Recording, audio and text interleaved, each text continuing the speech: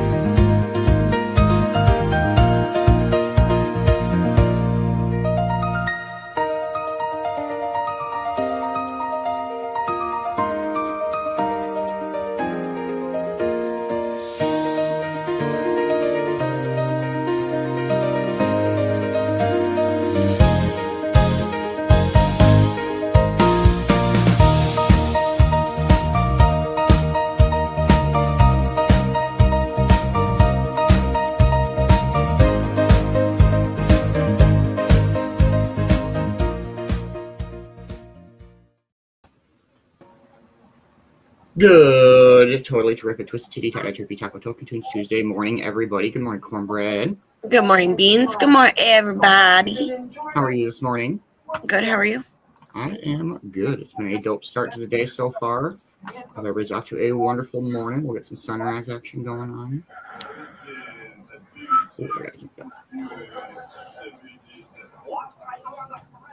Cheers, cheers, everybody.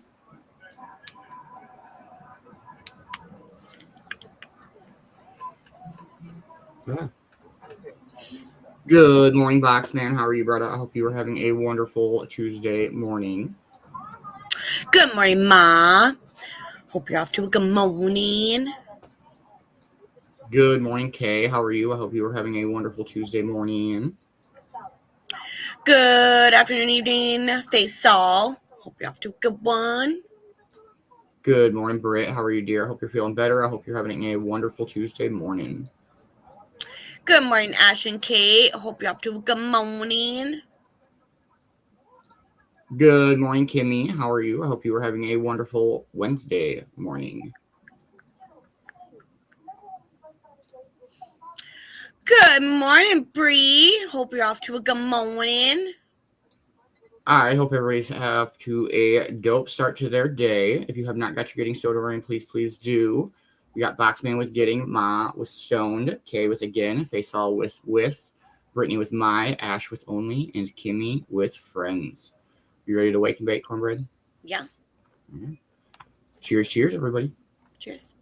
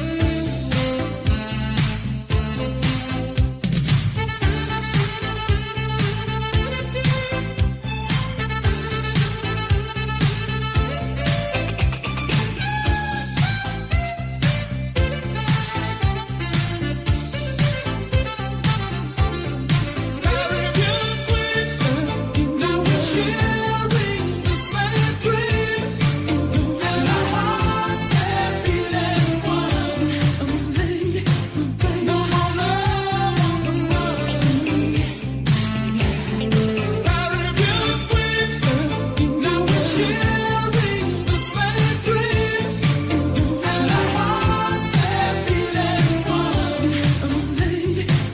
No more love, no more.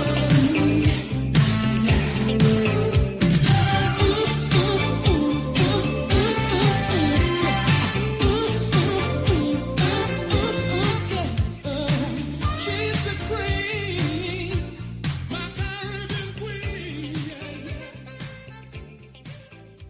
I said she danced by me and waited.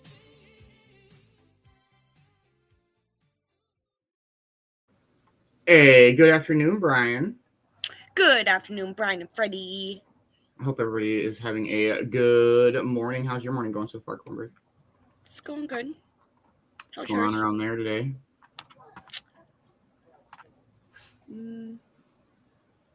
Nothing really. I hear that. Got some show stuff to catch up on today. It's a super busy day yesterday. I was on the road most of the day, but it was a good day. It's gonna be a dope day today. We've got token tunes tonight and some stoner roulette this afternoon, where we definitely have to get the trophy back from Dad. And yeah, I don't know. It is 66 here this morning.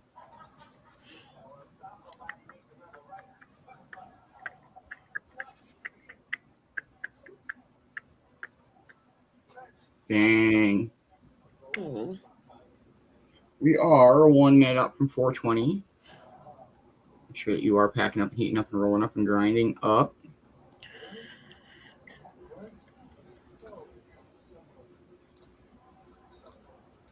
It's nice outside, but it's warm in here.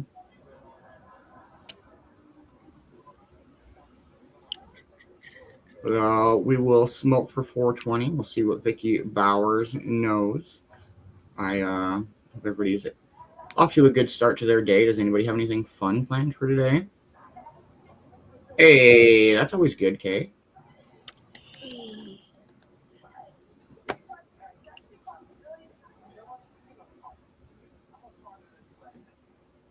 Happy 420, everybody. Cheers.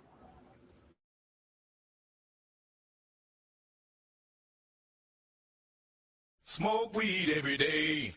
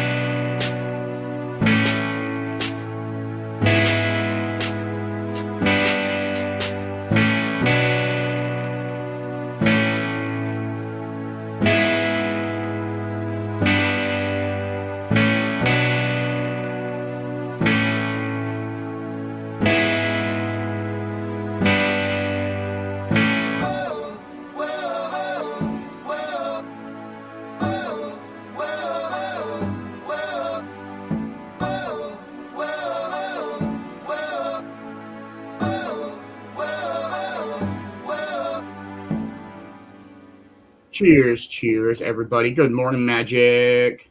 Good morning, Magic. Cornbread, did you see the boat? No. You missed the boat? Yeah. Sorry. The boat? Well, you're good. You don't say sorry. Oh, there's a boat. The boat. Boats. Boats. Boats. Boats. It's the Farhampton Boat Show! Boats. November 5th, 6th, and 7th at the Farhampton Civic Center! Come on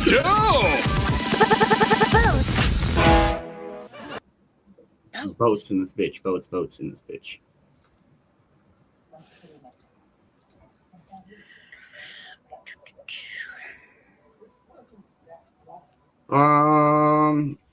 Man, yeah, I don't know. It's been a pretty good morning. Just don't know a whole lot. It was a busy day yesterday, and was up watching Scarface last night. That's such a good movie. That's where all the music from this morning came from. Yeah. What's that? I was just saying, yeah. I was just agreeing. If you need any custom embroidered creations, reach out to the one and only Mama Beanz. Much love, Mom. Thank you for your sponsorship and support. Welcome to Mama Beanz Stitch and Stone, where art, heart, and craftsmanship come together in every creation. This is more than a business. It's a labor of love, where every piece carries the warmth of human touch and the beauty of handcrafted excellence. At Mama Beanz Stitch and Stone, you'll discover timeless artistry in every stitch, stone, and sign.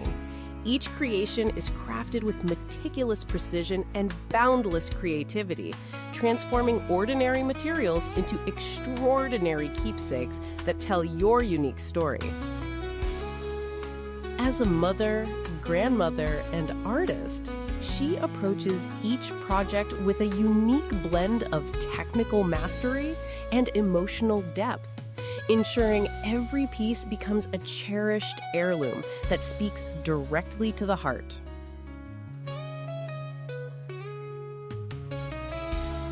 Whether you're commemorating a milestone, decorating your home, or giving a gift that truly matters, Mama Beanz Stitch and Stone will work closely with you to bring your vision to life with the care and dedication that has made us a beloved part of our community. Mama Beanz Stitch and Stone, where every stitch tells a story, every stone holds a memory, and every sign marks a moment worth celebrating.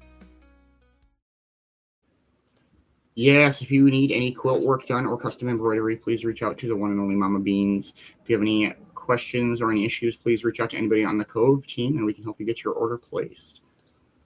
Hey, good morning, Dee. Good morning, Dee. Hope you are having a wonderful Tuesday morning. We do have Vicki Bowers coming up. We'll play a song and see what she knows for us today. Cheers, cheers, everybody. Cheers.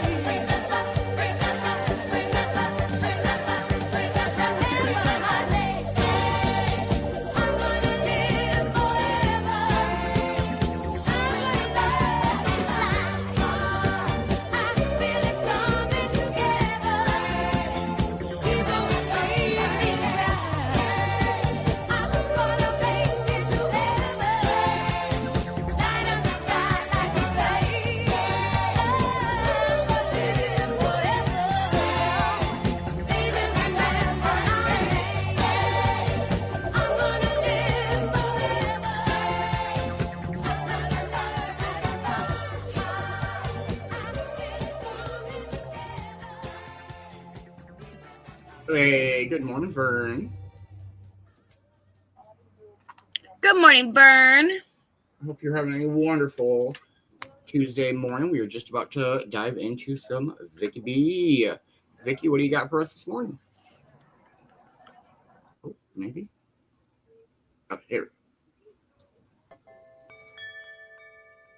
Welcome back. Today we'll talk about Tuesday, Henry Hudson, the Acadians, America's first multimillionaire, the government printing office, a song and a quote. So settle in, grab your favorite cuppa, and let's have a look.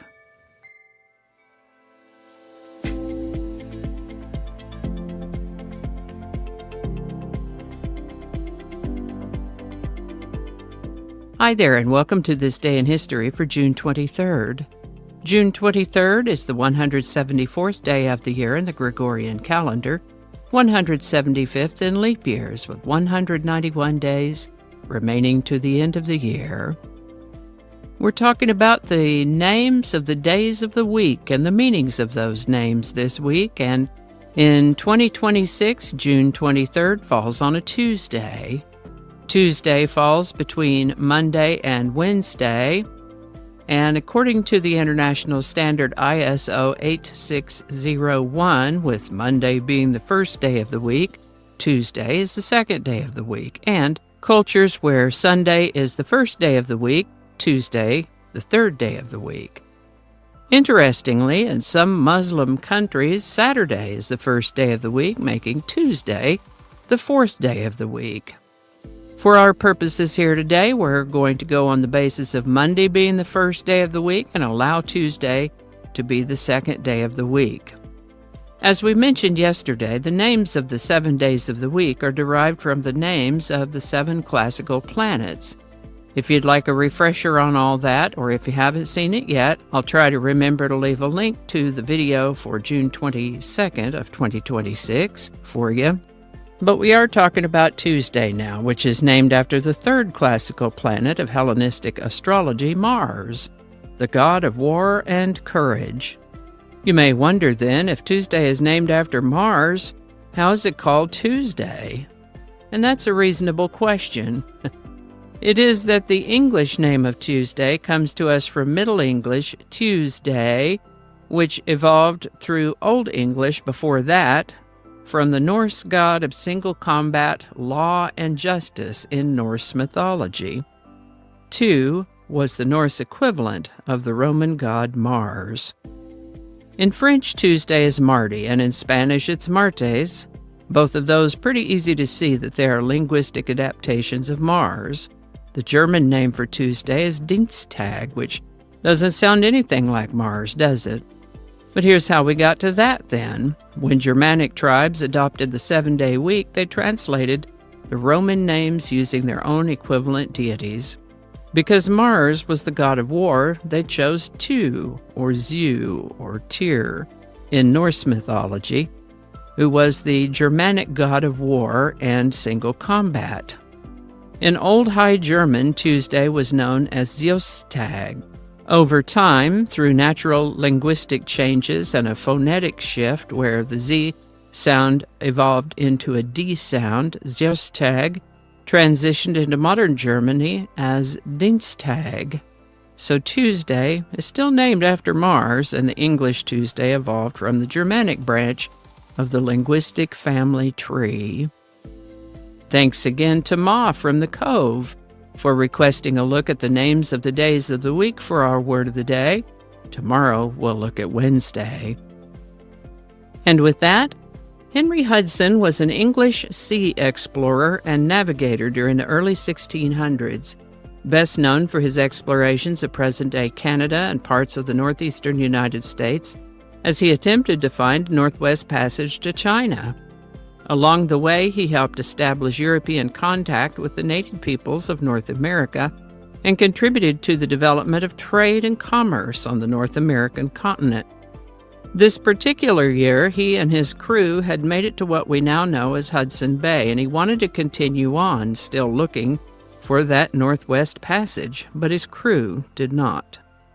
That mutinous crew set Henry, his son, and 7 loyal crew members adrift in an open boat in what is now Hudson Bay. They were never heard from again. Now, in the early 1700s, about 60 French families were established in an area called Acadia. It seems they got along well with the local natives and learned the most effective ways to hunt and fish in that part of the world. They lived in an area whose border was intermittently contested between French Canada, modern Quebec, and the British territories in New England. Whether they liked it or not, they often became entangled with conflicts of these two powers, and on June 23, 1713, the French residents of Acadia were given 1 year to declare allegiance to Britain or leave Nova Scotia.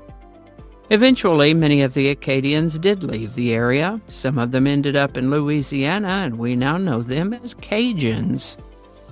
Now, we've talked about John Jacob Astor before. He was a German-born American citizen. He'd been active in several enterprises during his life and ended up as the wealthiest person in the United States at the time of his death.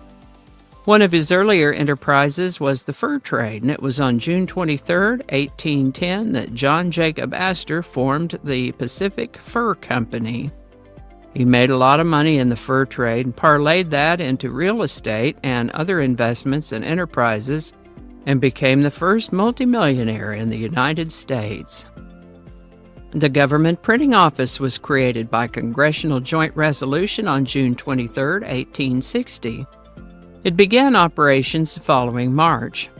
Later renamed the United States Government Publishing Office, they are in charge of producing and distributing information products for all three branches of the federal government, including U.S. passports for the Department of State, as well as official publications of the Supreme Court, the Congress, the Executive Office of the President, executive departments, and independent agencies.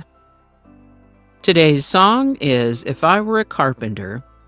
This one was originally written and released by Tim Hardin in the 1960s.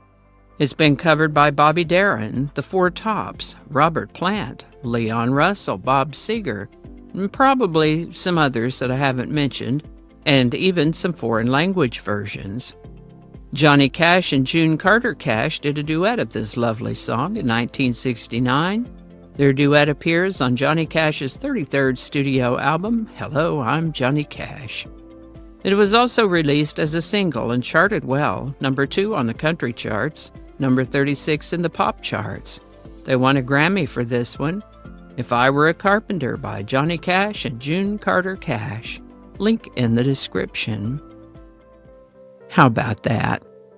Today's quote was suggested by YouTube viewer AH, and it is, confiding a secret to an unworthy person is like carrying grain in a bag with a hole in it. And that's an old African proverb. Thanks, AH. That's true and a good thing to remember. Alrighty, y'all take care. Be good to each other. I'll see you next time.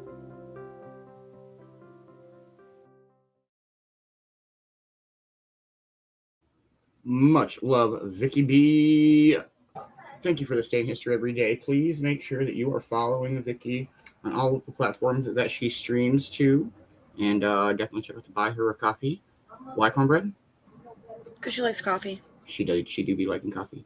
And I hope you're off to a dope-ass, totally terrific Twist Titty Tatty Turkey Taco Token Tunes Tuesday morning.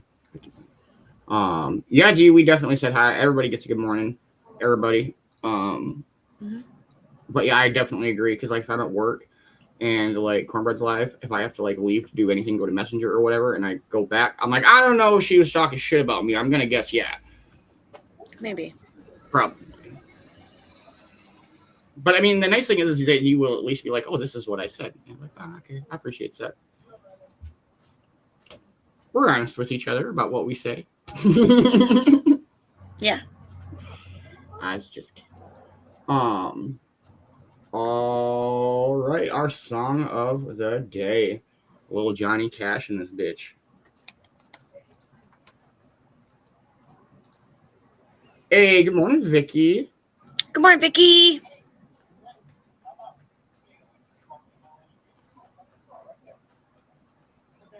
Ah, there it is. Hope you're having a wonderful morning.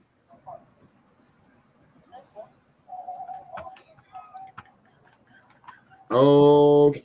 I just want to make sure I didn't miss it. Cheers, cheers, everybody. Cheers.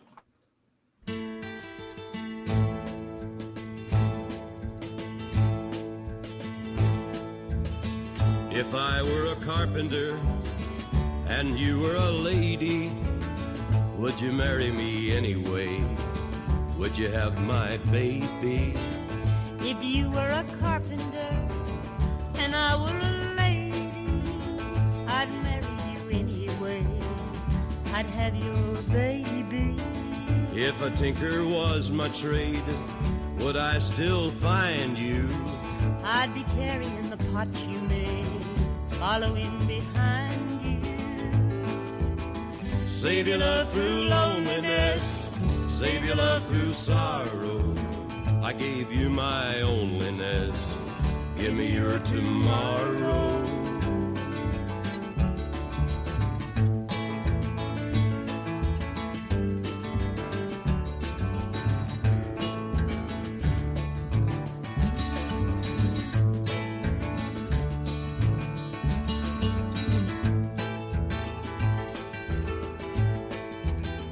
If I were a miller and a mill wheel grinding, would you miss your colored blouse and your soft shoes shining? If you were a miller and a mill wheel grinding, I'd not miss my colored blouse and my soft shoes shining. Save your love through loneliness, save your love through sorrow. I gave you my onlyness, give me your tomorrow.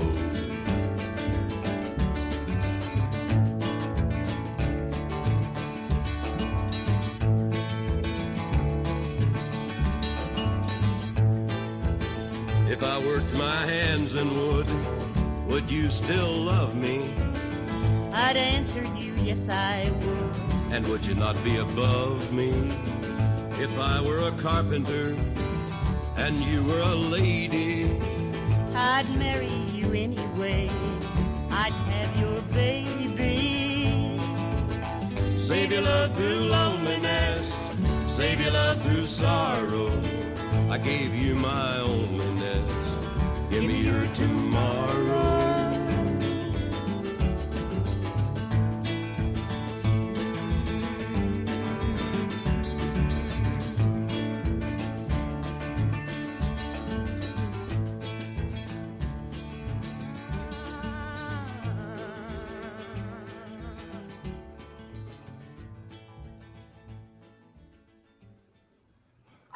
Good morning, Kinley.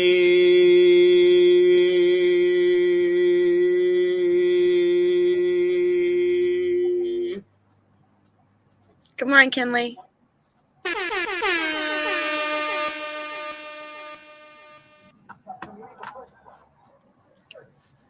Kinley in this place. Kinley in this. I can't say the other word. You know what I mean? The boat's in this song. You know what I mean? It's different. What does everybody have planned for their Tuesday? Nada. How's your puppers this morning? He's good. The others are good. He's right next to me.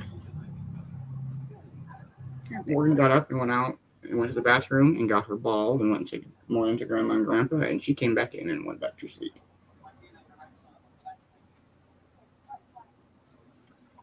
I've been trying to take her for little walks, and last night she was like, dude, I don't want to. And I was like, come on, let's just go like around the parking lot. And she kind of looked at me, walked towards me, and then was like, fuck off. And she turned around and went back upstairs. And I was like, all right, I guess you're taking me for the walk. I'll follow you now.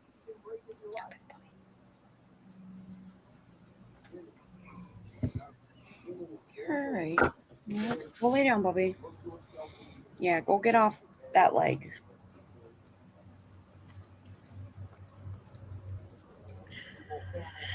Oh, man. Oh, what the shit, D? We got to get you smoking. Is it too early to blow clouds with cornbread? No. All right, just making sure. I don't know how the rules. You know, I didn't know there was rules. I didn't know either. That's why I was asking. I just want to make sure. I didn't know if there were rules to break, so I didn't want to break the rules and then be like, "Oh shit, I didn't know." So I figured I'd ask. I didn't know there was any rules to break. You never know until you know.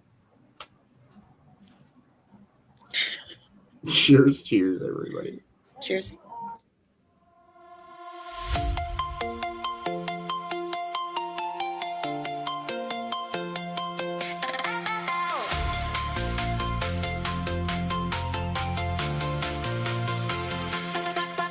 Watch her pull up, sunshine in the nighttime, glow in the room. Yeah, she always got the right vibe. Laugh so loud, make the whole crew feel alive.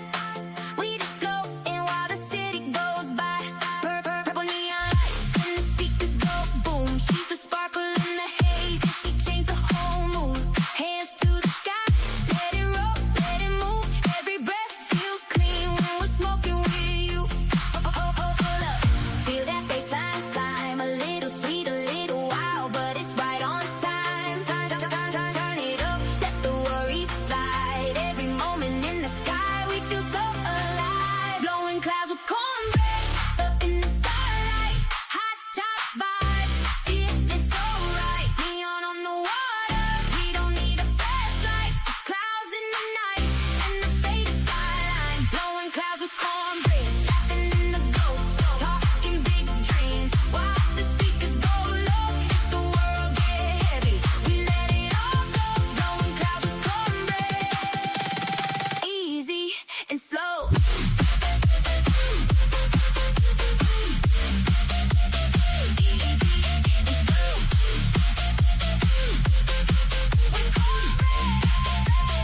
Easy and slow.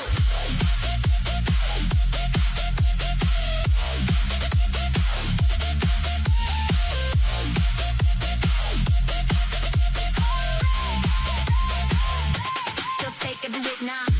She's never shy. Turn a chill little moment to a whole damn highlight. We roll through the day like we own the whole sky. Clouds in the air and the beats stay tight. We ain't stressing, we just blessing the scene. Good energy only, keep it fresh and clean. Turn it up, feel the bass in the floor beneath. The whole room comes alive when you dance with me. Hold up, feel that baseline climb. A little sweet, a little wild, but it's right on time. Turn it up, let the worries slide. Every moment in the sky, we feel so alive. Blowing clouds of cornbread up in the starlight. High top vibes, feeling so right. Neon on the water, we don't need a fast life. Just clouds in the night and the faded skyline. Blowing clouds with cornbread, laughing in the go-go, talking big dreams. While the speakers go low, if the world get heavy, we let it all go. Blowing clouds with cornbread, easy and slow.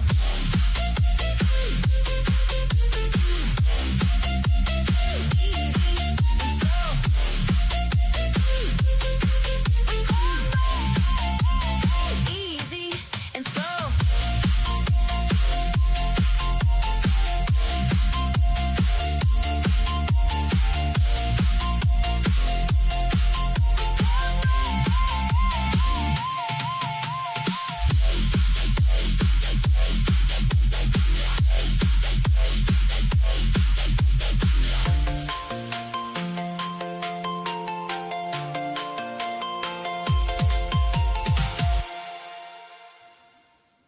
I agree, Britt. Right away, it's blowing clouds time.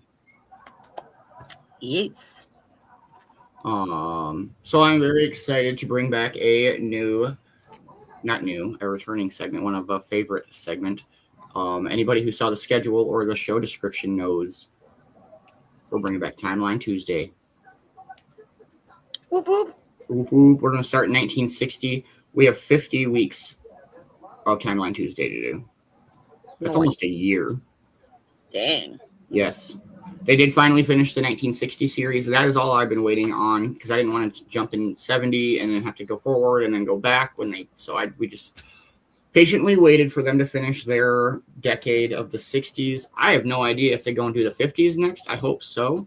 And I would hope that it would be done in the year that we do, and then we'll just start over. Like, we're just gonna keep every Tuesday. Fucking, we're gonna learn the same shit every year, everybody.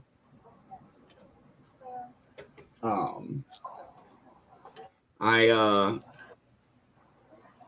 been watching a lot of outer space documentaries. Man, it's crazy out there. That shit's scary.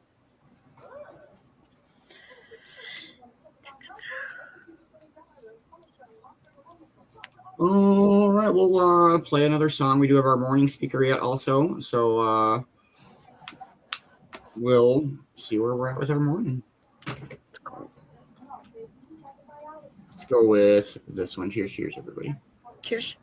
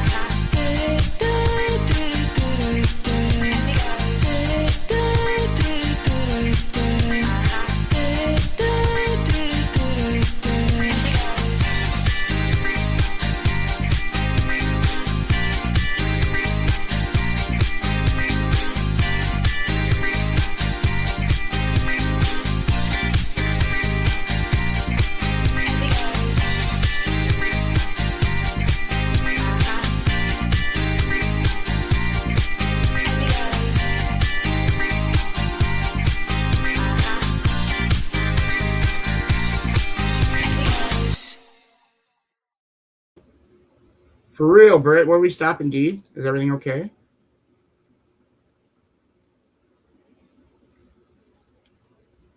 Wicka. Do.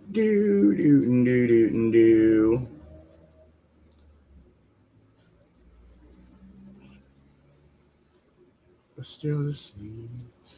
No change.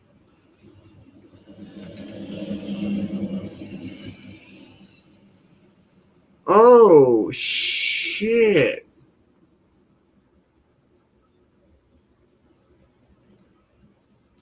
Absolutely. No, yeah, you're good. We'll definitely do a moment of silence for all of the people affected by that fire. That's fucking crazy.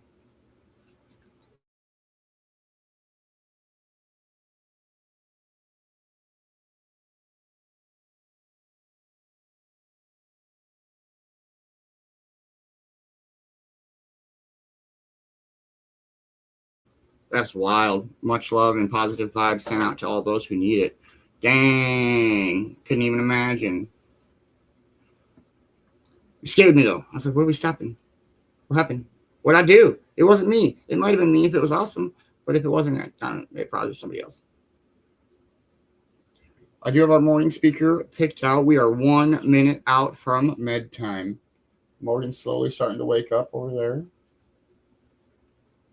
Do. There we go. All right. Cheers.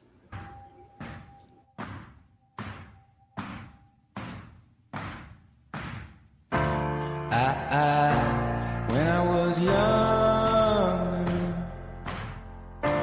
I should have known better, and I can't feel no remorse, and you don't feel nothing bad.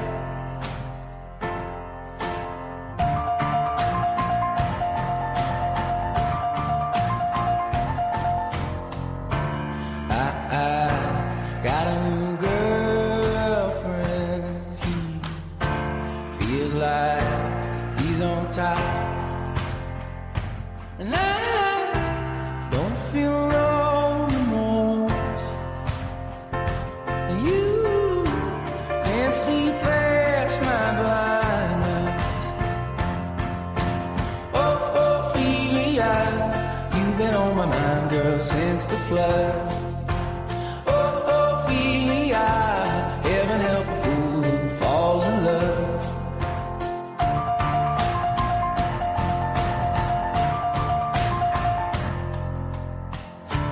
I got a little paycheck. You got big plans, and you gotta move.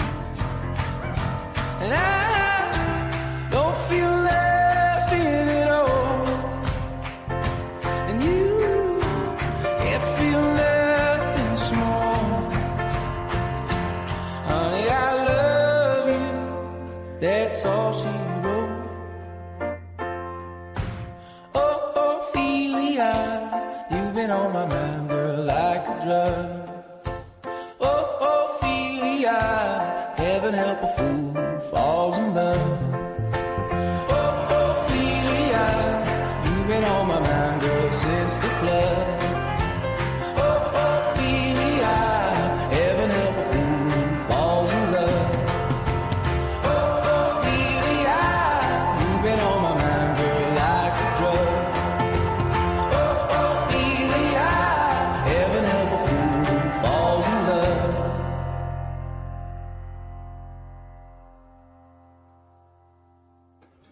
It is med time. If you have morning meds to take, now is a good time to do so. I am drinking and smoking on mine. Morgan will take hers here in a bit. But we'll keep the tunes rolling here before our morning speaker. Cheers, everybody.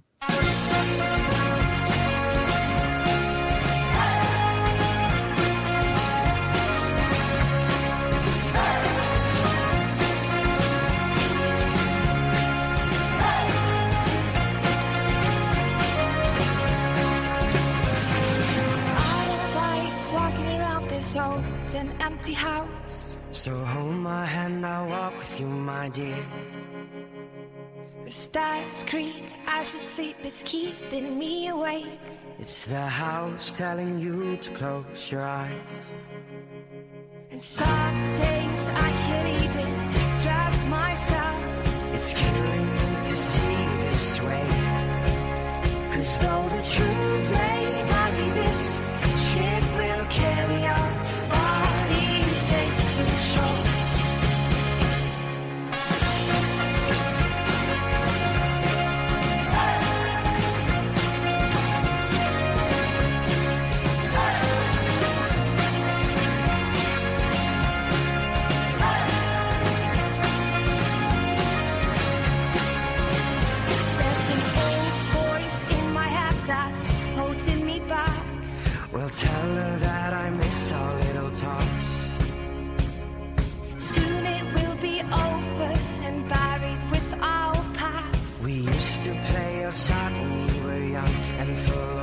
life and full of love. Some days I don't know if I am wrong or right.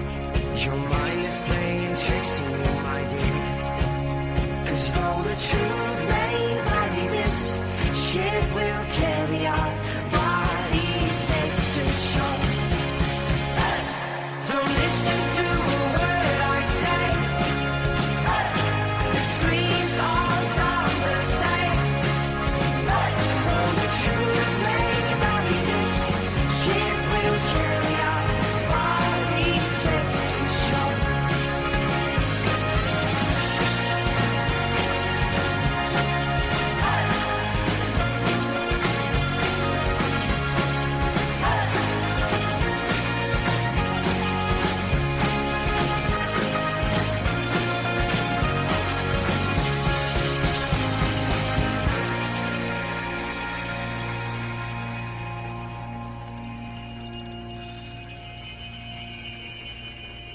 You're gone, gone, gone away. I watched you disappear. All that's left is a ghost of you. Now we're torn, torn, torn apart. There's nothing we can do. Just let me go, we'll meet again soon. Now wait, wait, wait for me. Please hang around. I'll see you when I fall asleep. Don't listen to a word I say. The screams all sound the same. Though the truth may vary, this ship will carry our bodies safe to shore. Don't listen to a word I say. The screams all sound the same.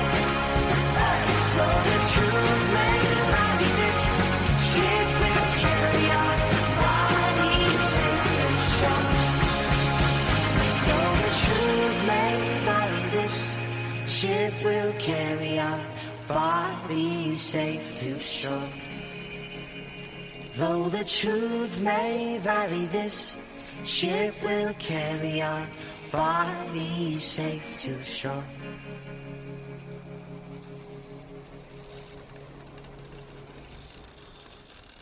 Let's fucking go. That's such a great song. Yeah. All right, we'll play one more song. I'll finish setting up our morning speaker and we'll dive on in, everybody. Cheers, cheers. Cheers.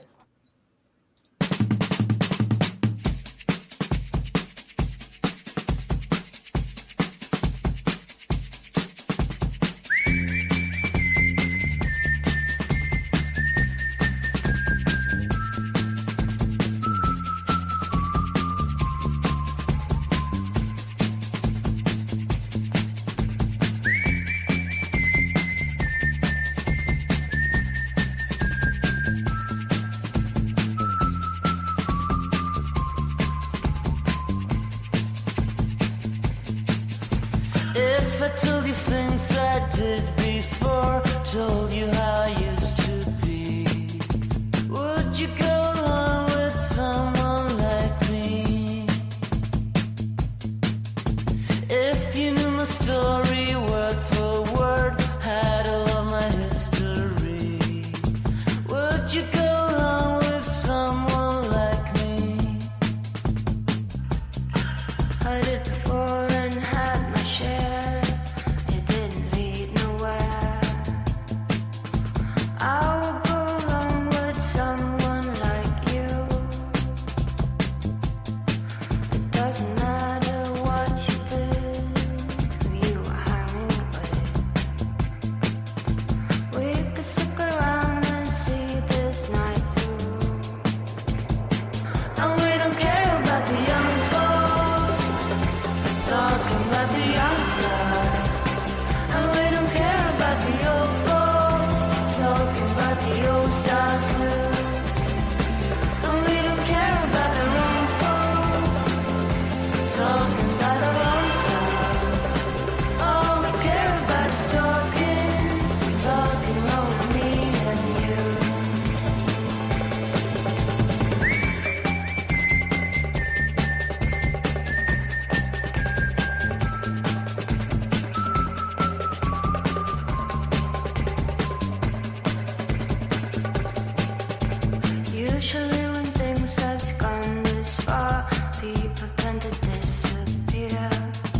No one will surprise me unless you do.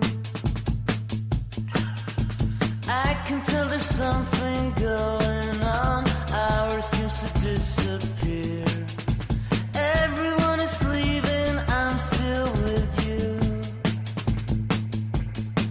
It doesn't matter what we do, where we are going to. We can stick around and see this night through. And we don't care about the young folks talking about the young side. And we don't care about the old folks talking about the old style too. And we don't care about our own folks talking about our own stuff. All we care about is talking only me and you.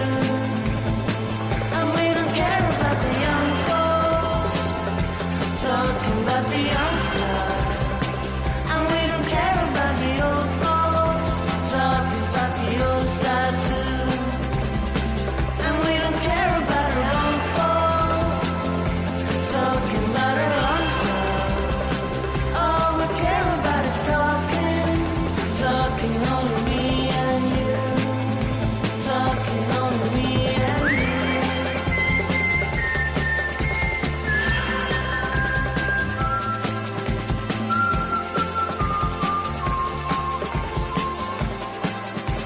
Talking only me and you.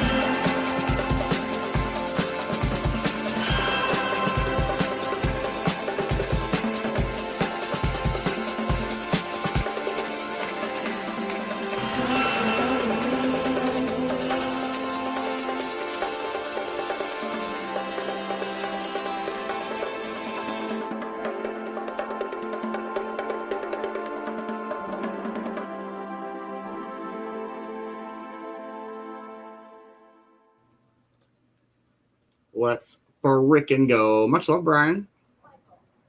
Much love, Brian and Freddie.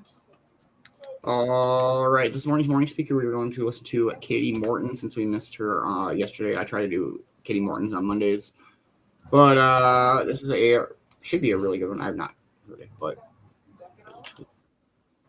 all right, here we go, everybody.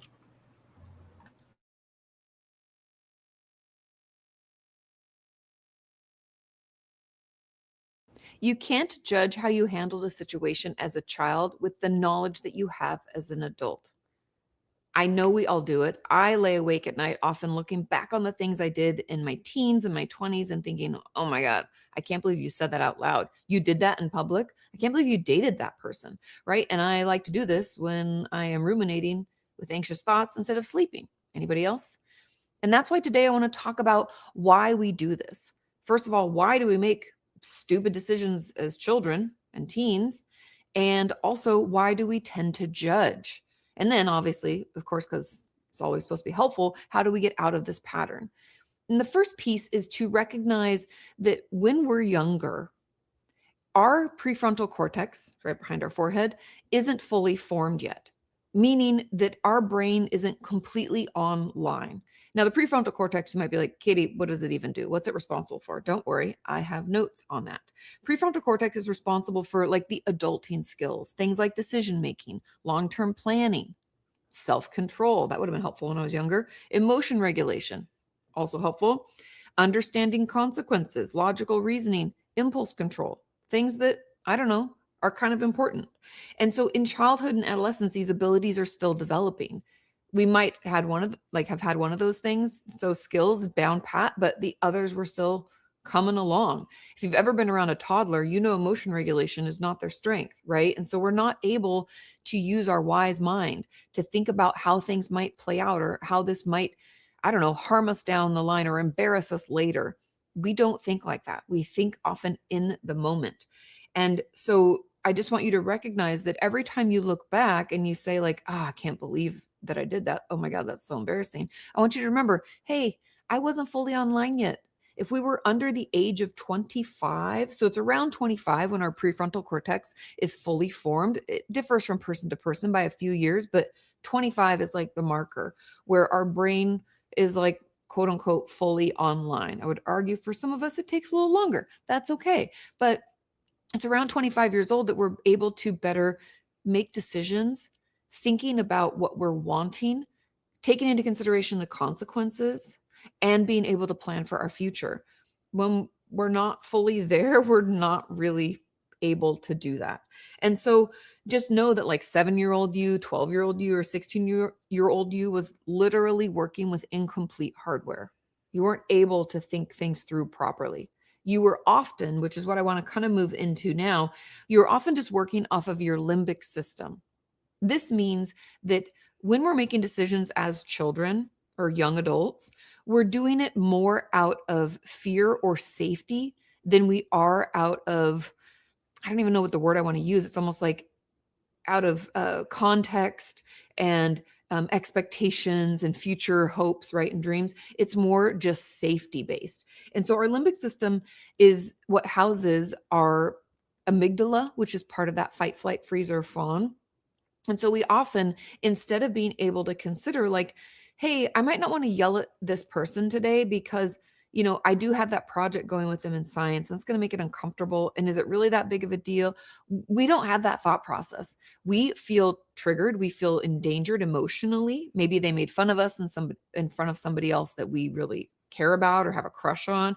We lash out quickly because we want to keep ourselves either physically or emotionally safe. And so that means that we're often going off of gut reactions.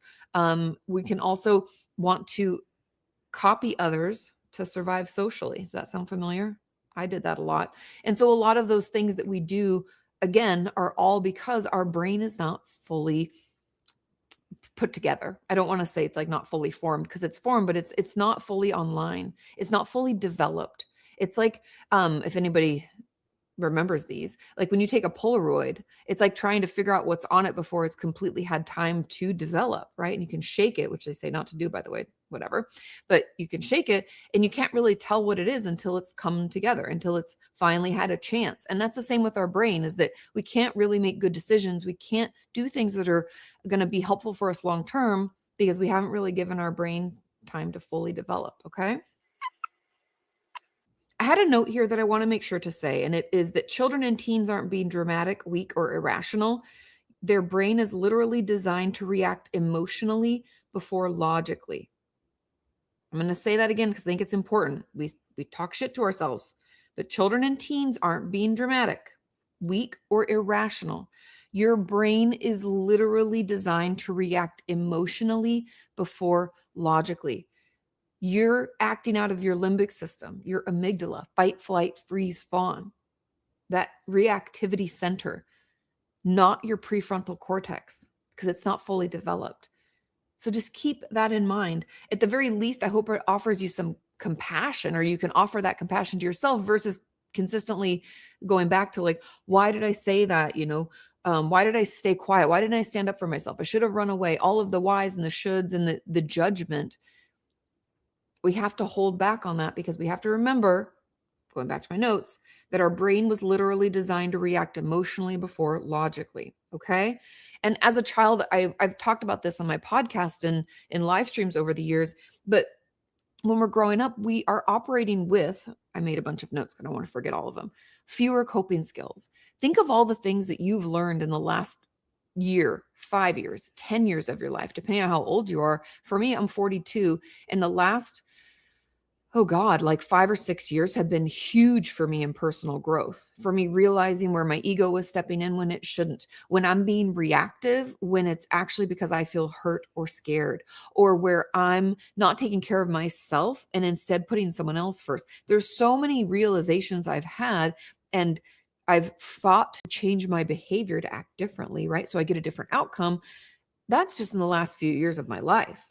And so me at like 12 years old or 22, that's 20 years ago. Oh my God. I had fewer coping skills. I had less insight. I had less experience. We also, as children, had fewer words to describe how we felt. And I don't know if you realize, or I don't even know sometimes if I even recognize just how valuable it is to have words to put to how we feel. Feeling like, oh, I feel nothing, or I don't know, or it's just uncomfortable. that doesn't have the same relief or the same impact as it does to say to ourselves, oh my God, I feel irritated, or I feel joyful, and that's kind of scary, or I feel scared, right? I feel whatever it is, angry, sad, I don't know, hurt in some way, right? Having those words to put to our experience is incredibly validating. It not only for me, like helps me come to terms with it or accept the emotional experience, but it also allows me to tap into it. If I say like, oh, it's nothing, or I don't know, I'm like disconnected. That's me, like head from body being like, blah, blah, blah. And as children, we often didn't have those words. We didn't know. Most of us, myself included, didn't grow up with a ton of emotional intelligence in the household. My parents didn't like sit me down and be like, how do you feel about your day? I mean, as I got older, I think my mom was better at that, but still, we also had fewer boundaries. As children, we don't even understand boundaries fully. We can feel them in our bodies and we can be like, that's not okay. I didn't like that. Or I didn't like how that person talked to me. Or I don't like it when you touch me like that. We can have those reactions, but we often don't understand them fully. We don't know how to place them all the time. And if a parent or a caregiver in our life isn't demonstrating them or supporting our desire to place boundaries, that can make it even more confusing, right? We also have a bigger fear of losing approval.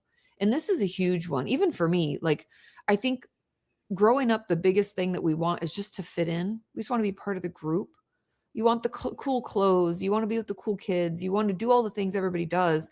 And it's really painful if you can't, or if you get teased. And so we'll do a lot of things to get that approval, even if that means kind of losing part of ourselves, right? We'll choose that safety of being accepted and part of the group over our own selves sometimes.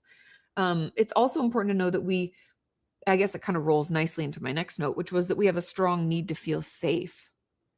When we're children, safety is everything. We depend on other people so much in our life to keep us safe, whether that's a teacher, whether that's our parents, whether that's our friends' parents. We depend on those people to keep us safe because our brain still isn't fully formed, and we don't have a ton of resources, and we're usually a lot smaller and weaker than adults or bigger people, right? And so we count on a lot of other people to keep us safe, and we have that strong need to feel safety. And also the final thing I had was that we have no long-term perspective. Again, prefrontal cortex is not fully formed, so we aren't able to look out into the future and be like, hey, what do I really want to come to fruition with this, or what do I want to do with my life? We can have some thoughts about it, but if you read back in my old diaries, this is hilarious, by the way, my old diaries, I wanted to be a lawyer. I wanted to wear a suit and carry I say it's so funny to read. I hope I can find those. They're somewhere in our home here, but I don't remember where I put them. But I say I want to carry a briefcase and wear a big black suit, and I want to work in a big city and be a big city lawyer. Spoilers, that hasn't happened. I don't want to be a lawyer. So we change things, right? We don't really know. We might be like, I want to be a veterinarian. A lot of my friends want to be a veterinarian. We don't have long-term perspective. We have ideas. We're thinking, we're dreaming, but our prefrontal cortex isn't fully formed. Okay.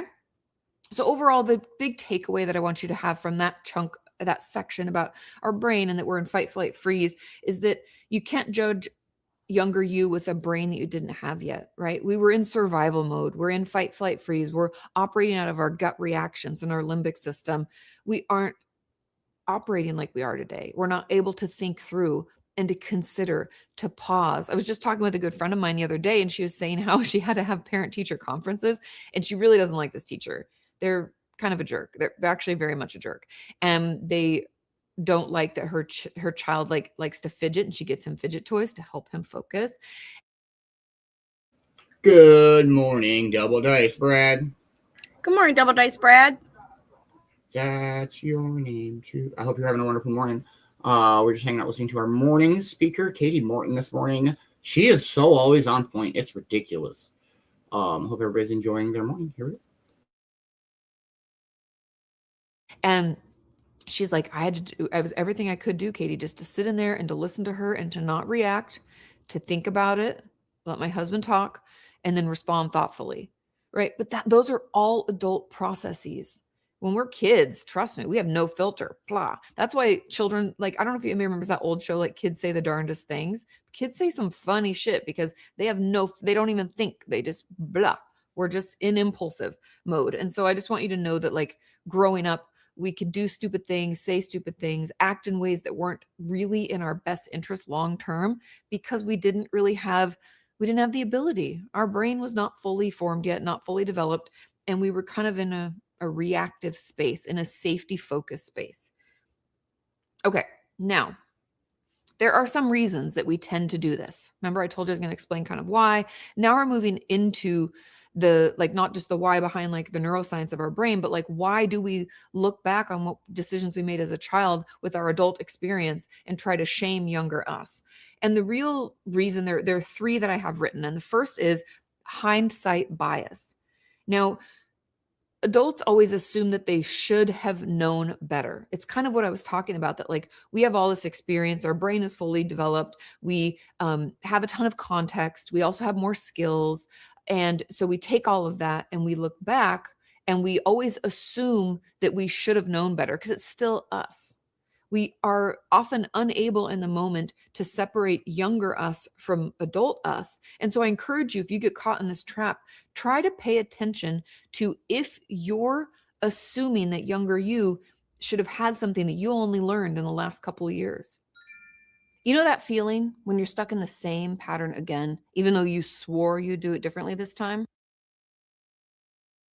Every freaking time, Katie. Good morning, Deb. I hope you were having a wonderful Tuesday morning. We were just hanging out listening to our morning speaker, Katie Morton, this morning.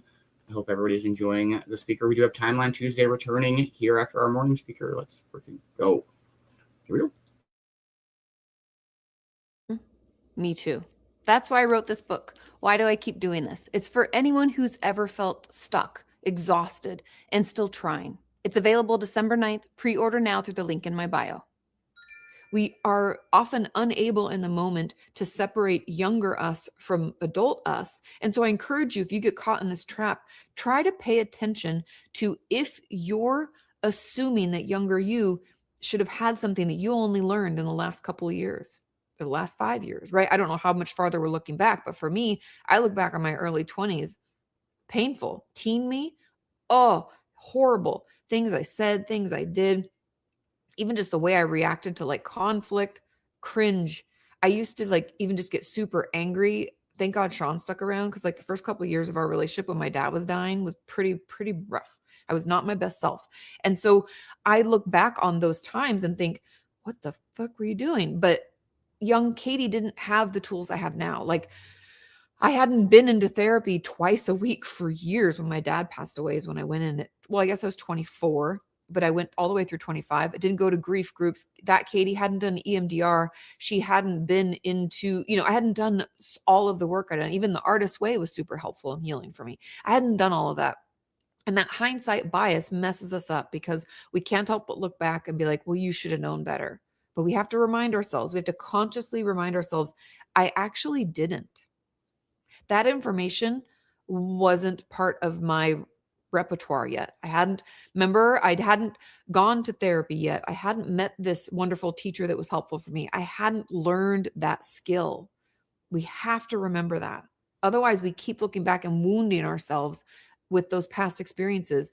And as far as I know, we can't time travel yet, so we can't go back and change it. And if we did, also, it's like the ripple effect. What would that do to our future, right? Anyway, so that's the first, is hindsight bias. The second reason that we do this is called the shame loop.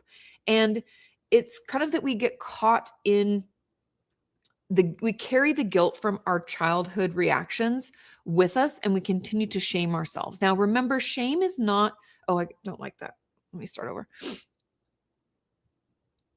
The second reason that we tend to look back and like judge ourselves based on what we know now is something that's called the shame loop.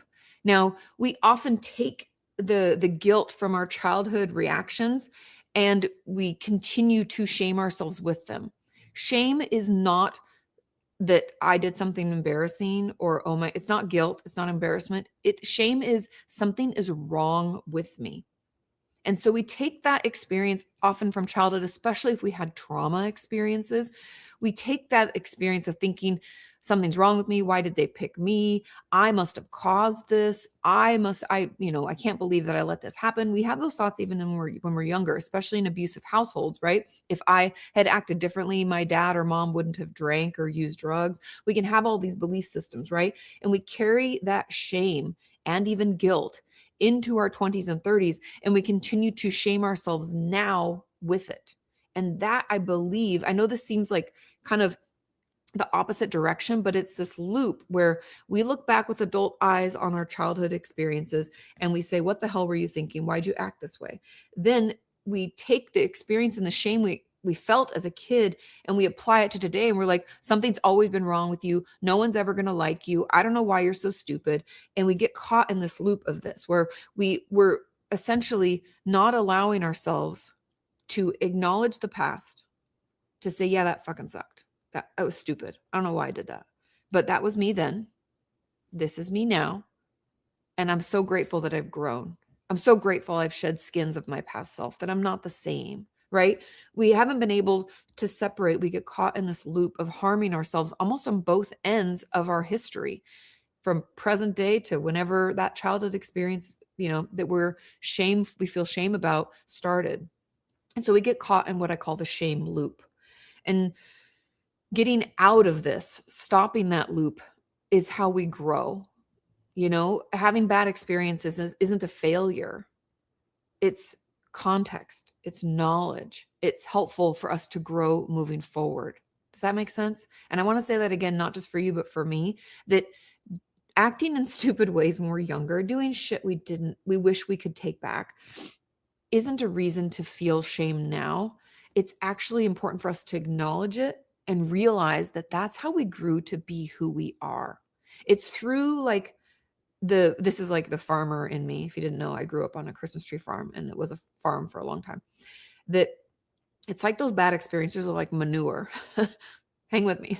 And the seeds couldn't have grown. They've been planted, but they weren't growing until that manure got thrown on it. Those shitty, pun intended, experiences. And through that, we are able to grow and change. And so just know that those bad experiences don't have to hold us back. They can actually be what catapults us forward into better things in our life.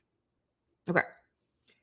Third and final is an emotional standards shift. So adult us has more emotional vocabulary. Like I mentioned a little bit earlier, we didn't have words to put to how we feel. We didn't know that's embarrassment, or that's irritability, or that's sadness, or that's disappointment. We might not have had that nuanced or even any ability to name our emotions, but adult us does.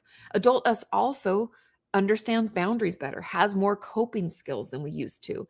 And so that emotional standard shift is huge. And that's kind of why we can get caught in this and we can keep looking back and judging. But we have to remember that we had this huge shift. Our emotional standards are different, okay?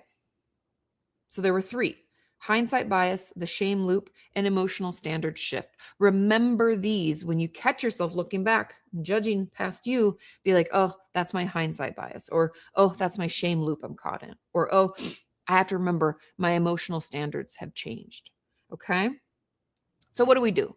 Now we're moving on. We're getting better. We're going to grow out of that manure. I hope you guys don't mind that analogy. We're going to grow out of this experience. And the truth is, let me get comfortable here, and you probably saw this coming, is a little bit of inner child work. And I know you hate it.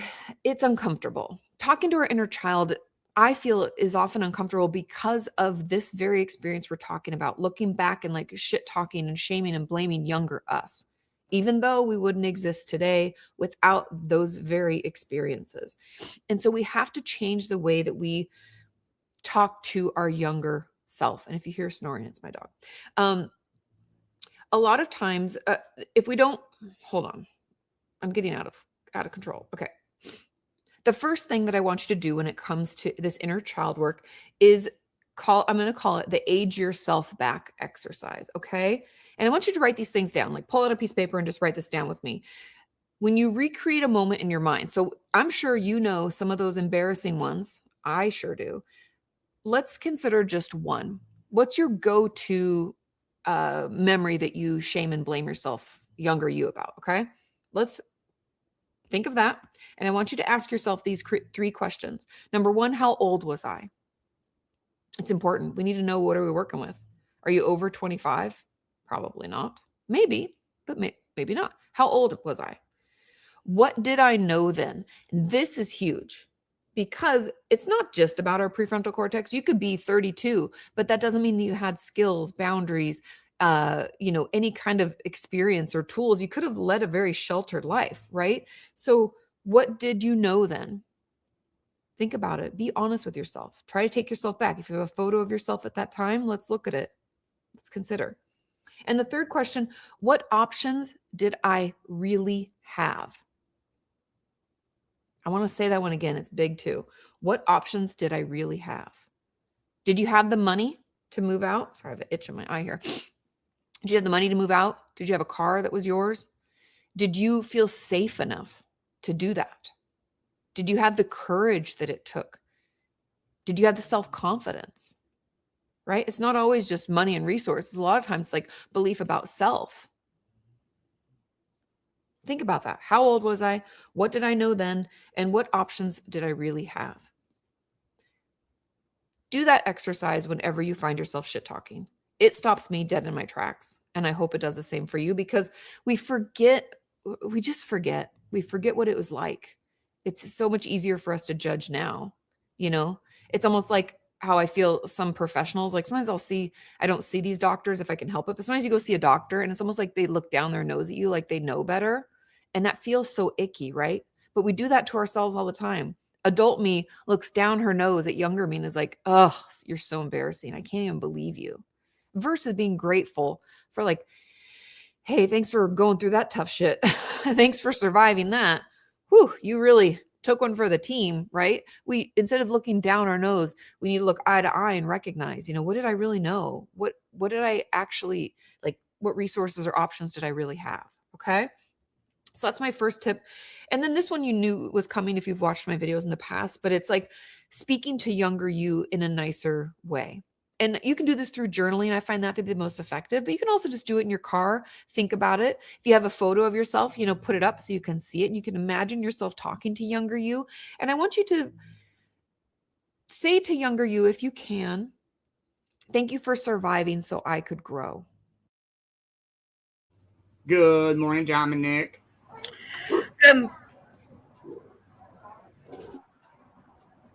I didn't know if you were saying something else or not. My bad. Good morning, Dominic, and good morning, Deb. Morning's barking. I hope everybody's having a wonderful morning. We're just hanging out listening to our morning speaker.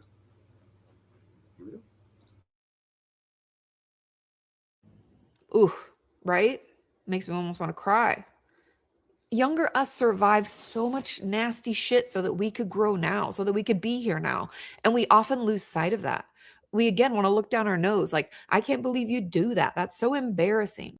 But we have to thank younger us. So, see, it got me all teared up because it's really powerful.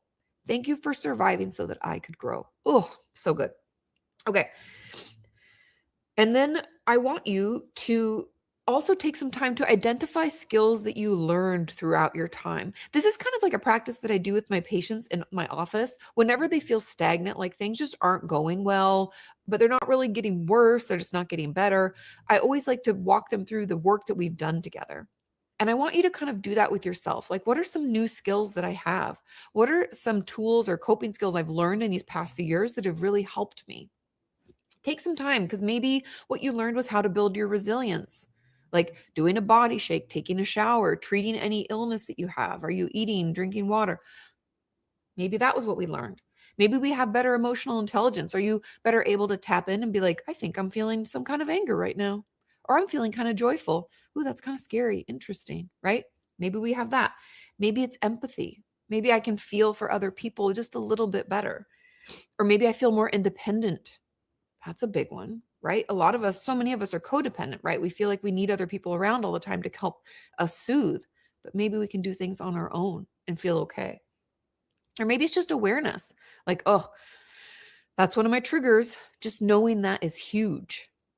So do a little internal inventory, to figure out what skills you maybe learned over the past few years, just to give yourself a little credit. And also, again, to realize that we didn't have those before. We didn't know this even maybe a year ago, 2 years ago, or a month ago. Okay. And finally, I want you to do your best to replace judgment with compassion. I think we can try to shift. I have a couple of options here. The one that I think hopefully this resonates with you like it did with me. But instead of saying, I should have known better, whenever we catch that word should, we're shoulding on ourselves, like I should have known better, I want you to pivot to I know better because I lived through that. I'm going to say it again, because from I should have known better, I should have run away, I should have said something, I should have. Instead of I should have known better, I want you to pivot to I know better because I lived through that. Instead of seeing those past experiences as things that held us back, reasons for us to feel embarrassed, reasons for me to lay awake at night shitting on myself over all the things I've said and done over the past 10 years. Instead of that, I'm going to use that. I'm going to transmute that energy into something to launch me forward, to be like, no, it's because of that I am now who I am. And God, I'm so grateful. Right? Easier said than done. It's a practice. It's not perfect. Right? And so I want you to just try to be aware. I'm going to do this too. Keep me posted in the comments. Let me know. How did, was this applicable to you? Do you do this too? But let's all challenge each other. Instead of letting our brain constantly go back to past experiences and shit on ourselves and be like, I can't believe you. Instead, let's try to acknowledge that and say, but it's because of those experiences that I am who I am. And I didn't have this awareness at that time. I didn't have the resources at that time. Yeah, that's what I'm going to try to do. I hope this was helpful. Let me know. If there's other things that you've done, please share. You never know who you could help. But I really think this is important work, because I will lay awake at night just shitting on myself about past experiences, ruminating about things that were embarrassing that I did. And we can't go back in time and change it. And so instead, we need to offer ourselves compassion, especially younger us, for surviving all that shit, and be grateful that that was what happened and what needed to happen, really, in order to create who we are today.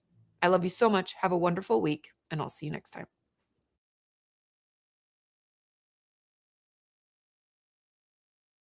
Yes, that is such a great one. I love the Katie Morton's. She is always super on point.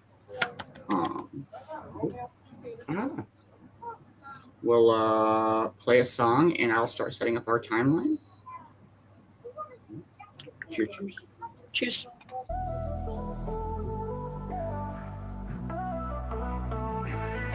We got the vibes on high, rolling smooth.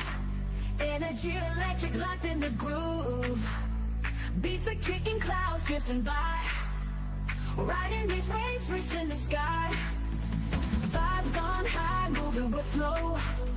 Feeling alive as the rhythm grows. Dancing free, no limits, no lie. With the crew, just vibes on high. Oh, yeah. Vibes are high, no coming down. We got the vibes on high, rolling smooth. Energy electric, locked in the groove. Beats are kicking, clouds drifting by.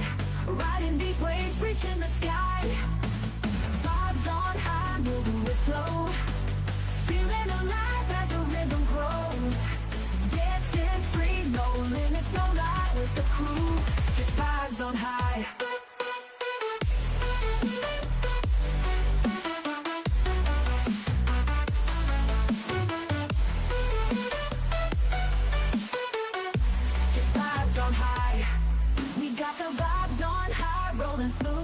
Energy electric, locked in the groove. Beats are kicking, clouds drifting by. Riding these waves, reaching the sky. Vibes on high, moving with flow. Feeling alive as the rhythm grows. Dancing free, no limits, no lie. With the crew, just vibes on high.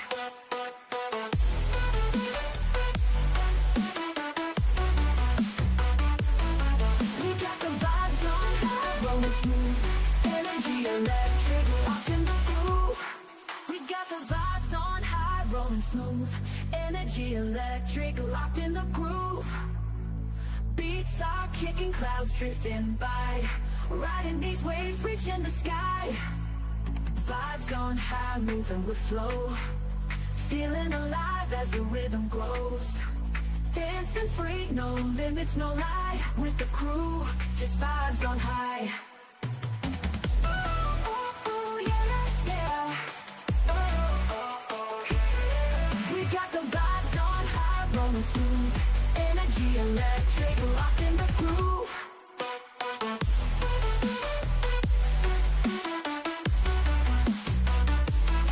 We got the vibes on high, rolling smooth. Energy electric, locked in the groove.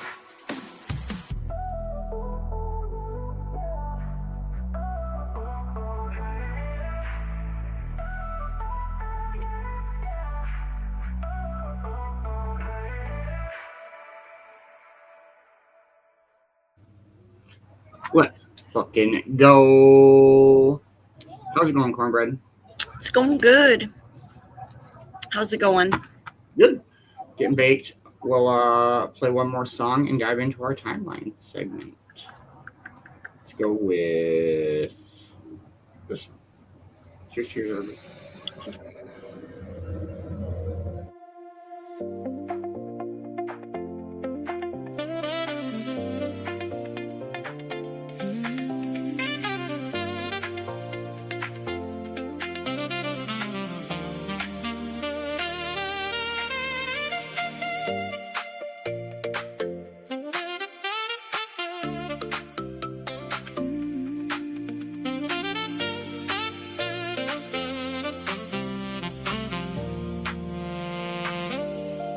We don't need a plan, just a place to be. Light it up slow, let it roll easy. Window down, warm air on our skin. Little laugh from you and I'm all in. Yeah. City noise fades when you lean real close. Take one hit, let the tension go. Let it, no one else here, just the beat and me. Whole world blur like a memory. Hold up, let the night fall back. Just one deep breath and we're back on track. No rush, no noise, no need to prove. Just you, just me, just a mellow groove. Just vibing, let the time slide. Smoke in the air and the bass feeling just right. Just vibing with you on my side. The world keeps spinning, let it spin outside. Just vibing where the vibe can't hide. No less, we don't need a sign. Just vibing on a slow, sweet ride. No stress, no rush, just vibing with you tonight.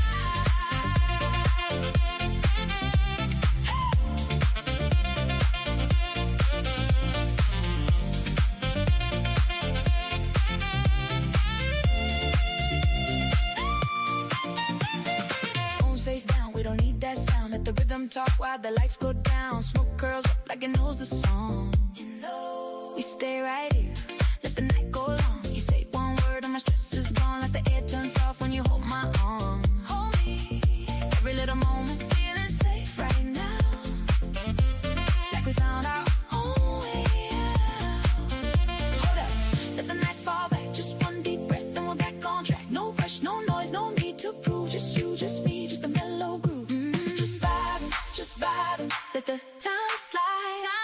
Smoke in the air and the bass feeling just right. Just vibing with you on my side. The world keeps spinning, let it spin outside. Just vibing where the vibe can't hide. No laughs, we don't need a sign. Just vibing on a slow, sweet ride. No stress, no rush, just vibing with you tonight. Stay right here.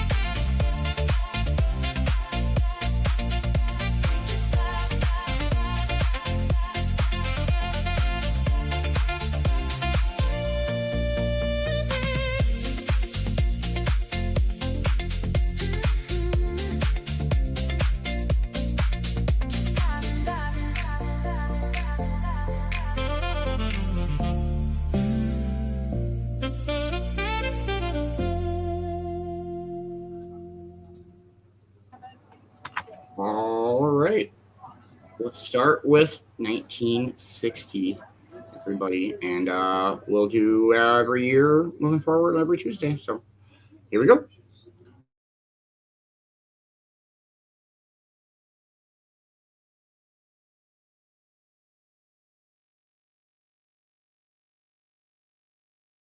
Radiation produced by nuclear weapons presents a revolutionary threat to our country. You're talking to my people. Right. Now, let me tell you what's happening. What's happening? The Guard, under the pressure of a rock-throwing attack, panicked and fired its weapons indiscriminately. The 1960s are often referred to as turbulent, but that may be underselling it. A bumpy ride on an airplane is turbulent. The 1960s were an insane ball of ever-churning chaos. A decade marked by rebellion and upheaval in the worlds of politics, music, movies, science, and, well, just about everything else. And it all started in 1960, the year that saw the first patent for a laser, the first Grand Slam in a World Series, and Nixon and Kennedy duking it out for the soul of America in a presidential election, not mano a mano. Although that would have been entertaining. If the present trend continues, Senator Kennedy will be the next president of the United States. We're going to take you through the news, culture, sports, entertainment, and all that was weird in 1960, because this is Timeline.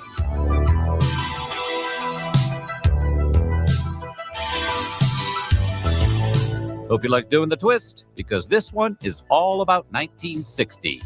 But before we get started, be sure to subscribe to the Weird History channel and let us know what aspects of the 60s you're most interested to hear about in the comments below. Now, are you ready to learn what happened the year the Andy Griffith Show premiered? You just listen to your Paul, son. You'll never go wrong on that. The 1960s kicked off in the spirit of liberation as the colony formerly known as French Cameroon became independent from France on January 1st. Representatives of the UN, the US, and the USSR, all of whom had already agreed to recognize the new country, were on hand to watch as Cameroonian officials marked the occasion by lowering the French flag and replacing it with their own. After the revolution of 1952, Egyptian President Gamal Abdel Nasser made a priority out of building a high dam across the Nile River. The project threatened countless archaeological monuments that line the Nile, and the ensuing controversy sparked an international effort to save as many as possible before construction began on January 9th, 1960. Good morning, Roy. I hope you were having a wonderful Tuesday morning. We were just hanging out listening to our Timeline at Tuesday segment and listening to a deep dive into the year 1960. Everybody's having a wonderful morning. Here we go. Aswan High Dam was completed in 1970 and is still one of the world's largest embankment dams. On February 1st, 4 black students initiated a sit-in at the Woolworths in Greensboro, North Carolina, with the aim of changing the company's segregational policy. They were soon joined by hundreds of sympathizers for what would become the most famous sit-in of the civil rights movement. On July 25th, after incurring over $200,000 in losses, the Greensboro Woolworths desegregated, inviting 4 employees to be the first black customers served at the lunch counter. Signor, ma nella vita che vi piace di più? What's the thing you like most in life? I like lots of things, but there are 3 things I like most. Love, love, and love. Construction of the Hollywood Walk of Fame began in 1958, but the walk wouldn't officially open until February 8th, 1960. It would then be more than a month until the first official star, honoring High Noon director Stanley Kramer, would be installed at Hollywood Boulevard and Gower Street. On February 13th, France completed its first successful nuclear test, codenamed Gerboise Bleue. The test, which saw a plutonium bomb detonated on a steel tower, was completed in the Sahara Desert. An eyewitness later reported that the desert was lit up by a vast flash, followed 45 seconds later by an appreciable shockwave, and an enormous ball of bluish fire with an orange-red center, followed by a mushroom cloud. Only the US, Soviet Union, and UK achieved nuclear capabilities before France did. Since the French test, however, 5 other nations have joined the nuclear club. These include China, India, Israel, Pakistan, and most recently, North Korea on October 9th, 2006. What these firing of the rockets have done is they've isolated themselves further. And that's sad for the people of North Korea. By 1960, Frank Sinatra had had enough of Capitol Records. So on February 13th, he founded his own label, Reprise Records. Sinatra's first recording for the label was the album Ring-a-Ding-Ding, which unusually featured only up-tempo numbers and no ballads. And it was after Reprise's first record was released that people started referring to Sinatra as the chairman of the board.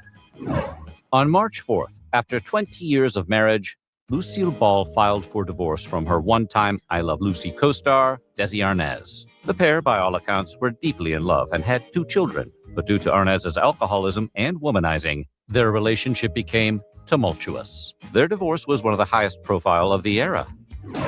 Well, Elvis, that's our little welcome home gift. 2 years you lost while you were in the Army. And looking back over it, I'm struck with the realization that maybe you didn't miss so much after all.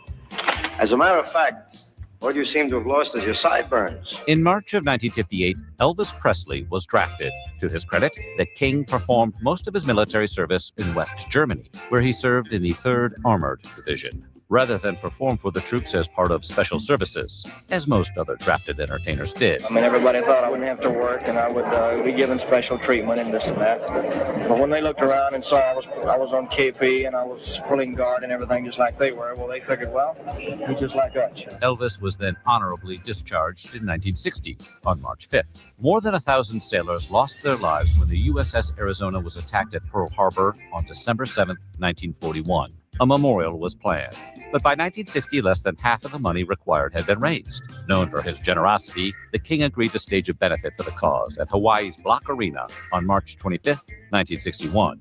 Only his second live performance in more than 3 years. Along with a personal donation from Presley himself, the concert raised enough money to complete the memorial. This episode of Timeline is brought to you by... When your Bronco Buster skins an elbow, instead of struggling with stinging tincture of iodine, now you can change this to this in a hurry with new Instant Mediquick, the complete first aid spray. Mediquick sprays away pain with Xylocaine. Use Mediquick to prevent infection as you spray away pain. Mediquick takes the sting out of sunburn. Mediquick, the complete first aid spray. In 1959, Fidel Castro seized power in Cuba by overthrowing dictator Fulgencio Batista. Castro's close relationship with Soviet leader Nikita Khrushchev, however, made the U.S. uneasy. So on March 17th, President Eisenhower approved a plan to train Cuban exiles for an invasion of their former homeland. The CIA believed Cubans would overthrow Castro and set up a U.S.-friendly government. And if you're wondering how that went, come back to the timeline about 1961. On March 21st in Sharpeville, South Africa, police opened fire on a crowd of roughly 5,000 people protesting an internal passport system designed to racially segregate the country. Protesters were told that they would be addressed by a government official, but instead, police fired nearly 1,400 rounds into the crowd, killing at least 91 and wounding at least 238. In 1959, producer Berry Gordy, tired of watching record labels profit off his work, started releasing his own recordings under the imprints Tamla and Motown. And on April 14th, 1960, Gordy merged the two companies into one, which he incorporated under the name Motown Records. Motown would then score its first hit that September with Shop Around, recorded by The Miracles. Remember when we told you about Elvis getting drafted in 1958? Well, just 2 years later, on April 14th, Bye Bye Birdie opened on Broadway, and it was about an Elvis-like rock star getting drafted. It's notable for originating the standard Put on a Happy Face, and for being the first Broadway musical to include rock and roll in its score. Bye Bye Birdie was a massive success, so 20 years after it came out, someone decided it needed a sequel. That was a rare move for Broadway musicals then, and still is. And Bring Back Birdie might be why. The production drew scathing reviews and closed after just 4 performances. Shocked by the death of a high school student killed by police for protesting a rigged election, South Korean students and labor groups began a protest against President Syngman Rhee on April 11th in the city of Masan. It reached Seoul on April 18th, and the following day over 100,000 students marched in support. Police opened fire, killing 180 and wounding thousands. After that, Rhee's Minister of Defense demanded Rhee's resignation, which he received on April 26th. On April 24th, 1960, a protest aimed to desegregate the beaches of the Mississippi Gulf Coast turned violent when white mobs attacked the black beachgoers, including women, children, and the elderly. Police stood by and watched, eventually arresting 10 times as many blacks as whites. The event was described by the New York Times as the worst racial riot in Mississippi history. On May 1st, the Soviet Union shot down an American U-2 spy plane and captured pilot Francis Gary Powers. The U.S. claimed the plane was a civilian weather research aircraft, but after the Soviets revealed they had captured Powers and extracted photos of Russian military bases from the wreckage, the Americans came clean. Powers was convicted of espionage, ultimately serving 2 years of a 3-year sentence, thanks to a prisoner exchange. We must have knowledge of military forces and preparation around the world. No one wants another Pearl Harbor. In 1957, President Eisenhower signed the Civil Rights Act of 1957, designed to enforce the voting rights of African Americans. That act, however, left several loopholes which states exploited to deny those rights. So on May 6th, Eisenhower signed the Civil Rights Act of 1960, which allowed for federal inspection of local voter registration, while establishing penalties for anyone who attempted to block another's attempt to register. On May 9th, the U.S. became the first country to legalize birth control pills when the FDA approved the sale of the Inovid 10 for contraceptive use. Despite the approval, the pill wouldn't be available to married women in all states until the Supreme Court's 1965 ruling in Griswold v. Connecticut, and to unmarried women until their 1972 ruling in Eisenstadt v. Baird. I could no longer be satisfied or go along with an evil system. And in spite of all of this, I had to keep loving the people who denied me service. February 13th saw the start of the Nashville Sit-ins, a series of protests aimed at ending racial segregation at Nashville, Tennessee's lunch counters. They come in and they sit down, and we're not used to them sitting down beside us because I wasn't raised with them. And then they come in, sit down beside us, as any human being would do. You cause no violence, you have no angry words. It sort of helps to project the idea that here sits beside me another human being. Over the course of the protests, roughly 150 students would be arrested, and the home of one of their lawyers would be bombed. However, thanks to negotiations between the protest leaders and the business community, those lunch counters started serving black customers on May 10th. This episode of Timeline is brought to you by... Hey, kids, look what's new. A brand new cereal just for you. Twinkles, the new star-shaped cereal in the storybook package. Taste those golden little stars, filled with the goodness of energy oats and corn. Remember, only Twinkles has the storybook package. Just tear the magic line, and your storybook opens. Twinkles, the new star-shaped cereal in the storybook package.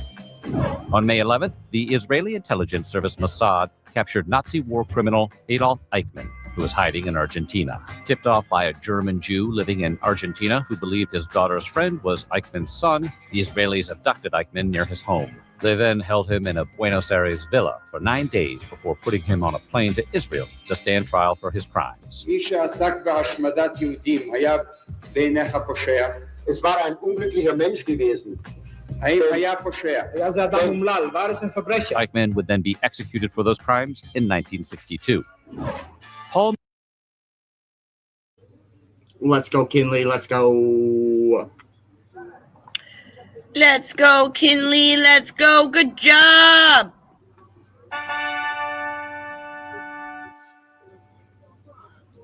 I hope everybody is enjoying the timeline segment.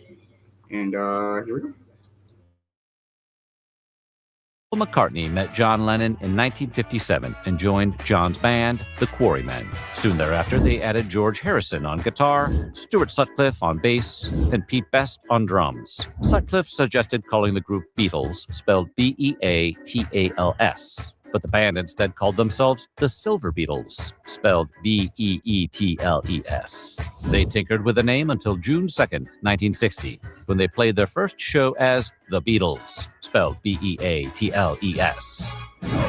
In 1952, American businessman Martin Bromley and his partners established Service Games of Japan to make gaming machines for U.S. military bases in Japan. The company was dissolved in May 1960 due to a criminal investigation, but on June 3rd, Bromley established Nihon Kikai Seizo, another game manufacturer doing business under the name Sega, a contraction of service and games. By the 1980s, Sega was making arcade games, but the sector hit a downturn in 1982, so they decided to explore the burgeoning home video game market. On July 15th, 1983, the same day Nintendo released their Famicom, Sega released their first console, the SG-1000. Interestingly, Sega originally planned to include a keyboard with the SG-1000, but changed their minds when they heard Nintendo's system would be for games only. Watch the door, please. Blasting off. What did you do to your hair? It was making me nervous, so I chopped it off. Big mistake, huh? Oh, I sort of like it. You got a Lulu. Huh? Yeah, I better not get too close. Watch your step. And watch your hands, Mr. Kirky. I beg your pardon? One of these days, I'm going to shut these doors on you and...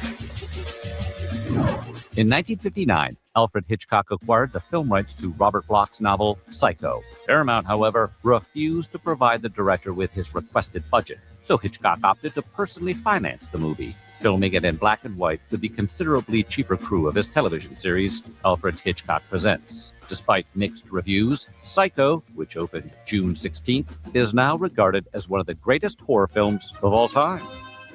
Huckleberry Hound was created by William Hanna and Joseph Barbera in 1958 and debuted in that year's Huckleberry Hound Meets Wee Willie, the first episode of the Huckleberry Hound show.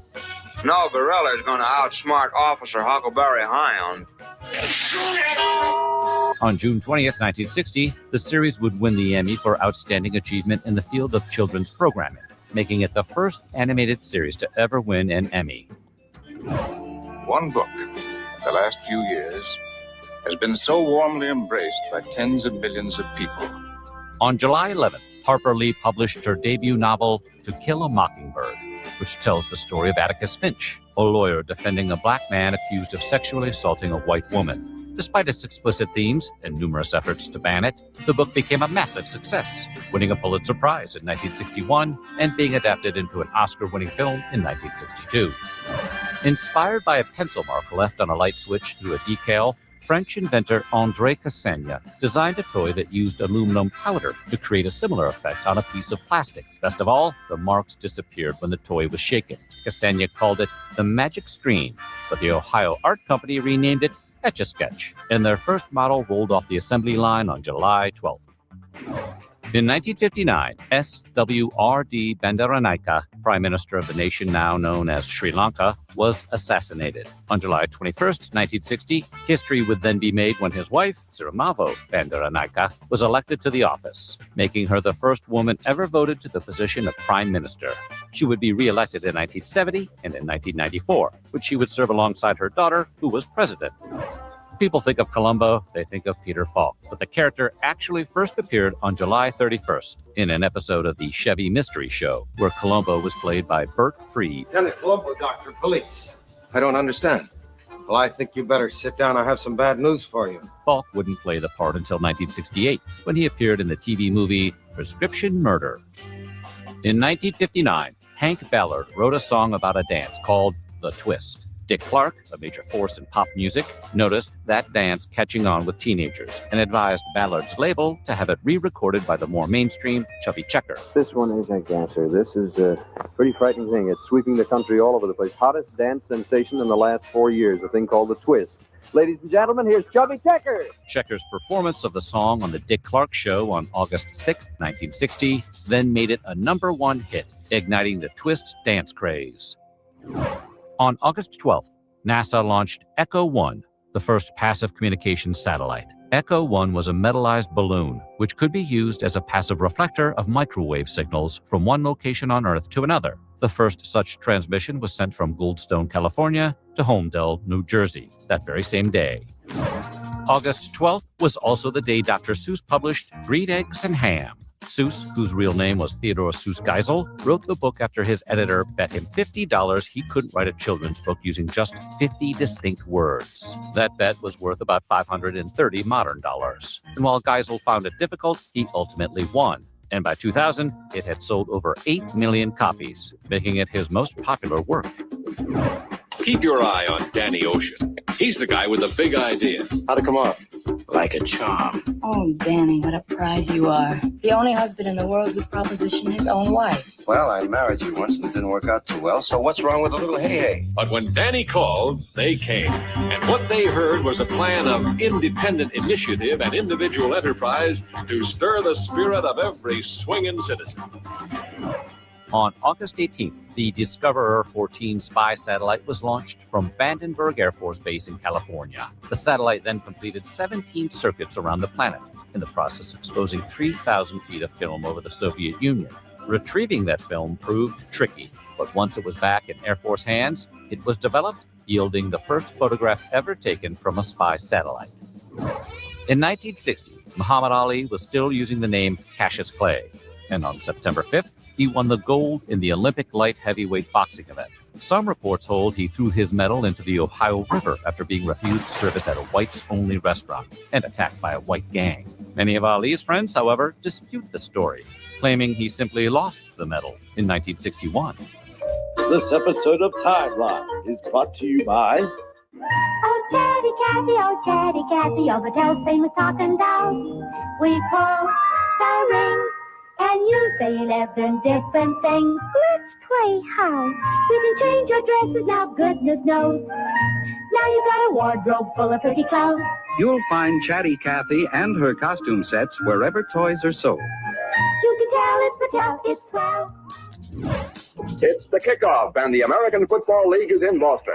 The American Football League, otherwise known as the AFL, kicked off its inaugural season on September 9th with a game that would see the Denver Broncos beat the Boston Patriots. Founded to compete with the older and more established NFL, the league would continue another 10 years before merging with the NFL, becoming the AFC in 1970. Most people don't like to go to the dentist, but I rather enjoy it myself, don't you? No Novocaine. It dulls the senses. This is gonna hurt you more than it is me. Oh, goody, goody, here it comes.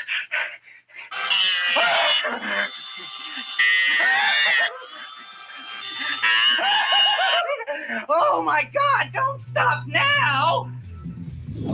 If you've ever wondered why Gene Roddenberry named Star Trek's flagship vessel after the real-life USS Enterprise, it might be because the Enterprise, launched September 24th, was the first nuclear-powered aircraft carrier in history, and seemed fairly futuristic at the time. The ship would, among other things, play an important role in 1962's Cuban Missile Crisis, and fight in the Vietnam War before being deactivated in 2012. On September 26th, the U.S. presidential debate was broadcast live on television for the first time. The debate, which saw Senator John F. Kennedy take on Vice President Richard M. Nixon, was broadcast from Chicago. Kennedy, who appeared far more at ease before the cameras, was widely considered the winner by people who watched. I don't want historians 10 years from now to say, these are the years when the tide ran out for the United States. I want them to say, these were the years when the tide came in. While Nixon, who refused to wear makeup, was perceived as nervous. Kennedy versus Nixon may have been the first televised debate in history, but the most watched debate in history was the one between Senator Hillary Clinton and Donald Trump, held on September 26, 2016, was estimated to have drawn 84 million viewers, edging out the 1980 debate between Reagan and Carter, which drew 80 million. I got it, that's mine. I got it. Give me the phone. I got it now. Give me the I got it. Does it have to be 2 falls out of 3 every time the phone rings around here? Your grandfather's right. I'll take it. I'm expecting a call, Dad. Well, so am I. Hello. Who? Yes, he's here. I told you it was for me. No, it's for me. It's for Chip. Chip. Me? It's a girl. Huckleberry Hound may have been the first animated show to win an Emmy, but the first one to air in prime time was The Flintstones. Did you get your paper, dear? Yeah, and I'm lucky. It only comes once a week. Debuting September 30th, the show, which was heavily influenced by the Jackie Gleason sitcom The Honeymooners, was set in the Stone Age and followed the titular family, as well as their neighbors, the Rubbles. Despite very mixed reviews, it would last until 1966. On October 12th, during a meeting of the United Nations, Soviet leader Nikita Khrushchev pounded his shoe on a desk to protest a speech by Philippine delegate Lorenzo Sumilong. That speech claimed the Soviets had deprived Eastern Europeans of civil and political rights, so it's easy to see why Khrushchev was upset. But whether the legendary incident really happened is up for debate. No photographic or video evidence of it exists. And several witnesses claim Khrushchev brandished his shoe, but never actually banged it. How can you talk like this? Your gun has got you everything you have. Yeah, sure, everything. After a while, you can call bartenders and faro dealers by their first name. Home, none. Wife, none. Kids, none. This is the kind of arithmetic I like. 52 individuals, including Martin Luther King Jr., were arrested at an Atlanta protest on October 19th. King and the others were protesting lunch counter segregation laws and refused to leave their seats at those counters. Charges against many of them were dropped, but King was sentenced to 6 months of hard labor. Thanks, however, to the intervention of presidential candidate John F. Kennedy, King would be released weeks later. Kennedy's intervention on behalf of King secured him an unprecedented percentage of the black vote, which turned out to be a crucial factor in the election. On November 8th, he would pull off a squeaker, defeating Nixon by just over 110,000 votes in the popular vote. That was good for an electoral victory of 303 to 219, making Kennedy the 35th president of the United States. That I now declare that John F. Kennedy has been elected President of the United States and Lyndon Johnson Vice President of the United States. On November 4th, screen legend Clark Gable, known for his roles in films like It Happened One Night and Gone with the Wind, completed filming on the now classic contemporary Western, The Misfits, in which he appeared with Marilyn Monroe. You're a mechanic too. Him? He's a cowboy. How'd you know? I can smell, can I? Hey, you can't smell cows on me. 2 days later, Gable would suffer a heart attack. By November 16th, his condition seemed to be improving, but that evening he suffered a second heart attack and died at the age of 59. Ruby Bridges was just one of 6 black children to pass a test allowing her to enroll at the all-white William Frantz Elementary School in Louisiana. 2 of those 6 decided to stay at their old school, and 3 were transferred to a different white school, leaving Bridges as the lone African-American child to show up at William Frantz. For her protection, Bridges was escorted to her first day of class by 4 U.S. Marshals. Ruby, were you scared? I would have been terrified. I wasn't, actually, because, it's very hard for parents, I think, to explain to a 6-year-old what was actually happening. A scene which was later commemorated by iconic American artist Norman Rockwell in his painting, The Problem We All Live With. On November 24th, NBA star Wilt the Stilt Chamberlain snagged 55 rebounds in a game against the Boston Celtics, setting a record that still stands to this very day. As amazing as that is, it's not the most impressive record Chamberlain set. Just 2 years later, in 1962, he would score 100 points in a single game, another record that has yet to be broken.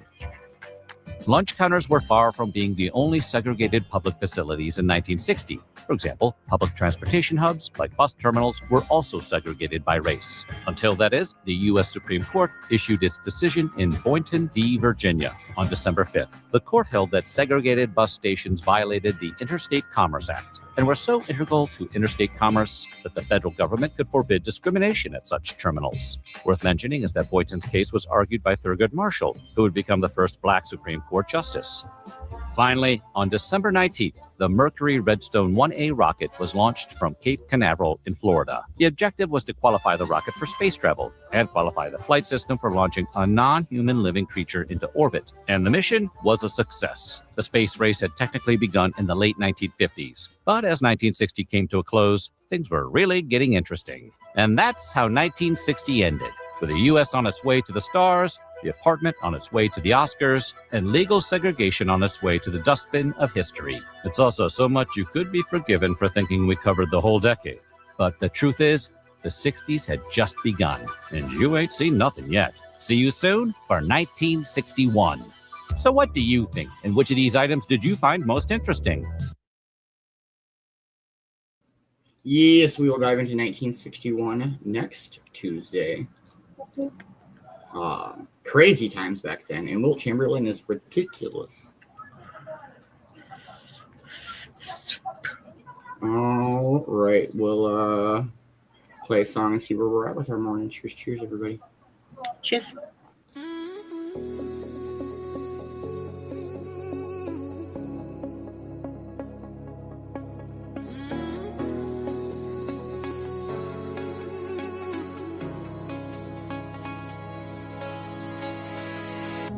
Who knows where I'll be when I get old?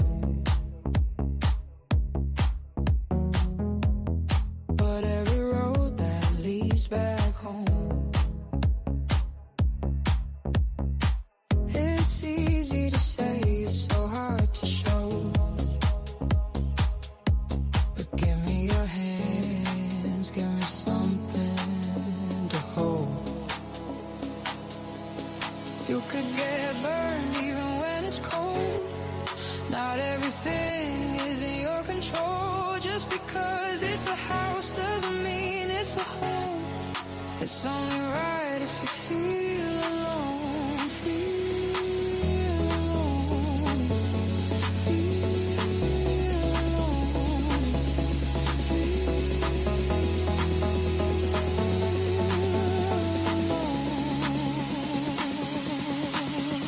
just because it glitters don't mean that it's gold.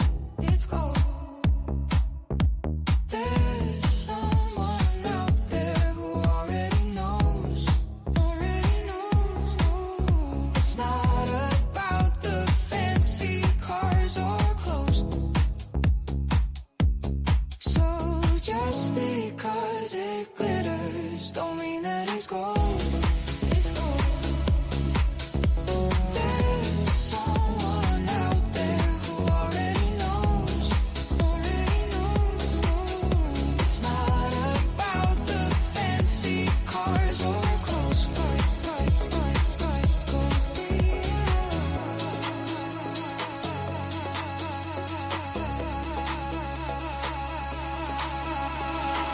Who knows I'll be when I get old, but every road that leads back home, it's easy to say, it's so hard to show, but give me your hands, give me something to hold. You could get burned even when it's cold. Not everything is in your control. Just because it's a house doesn't mean it's a home. It's only right if you feel alone.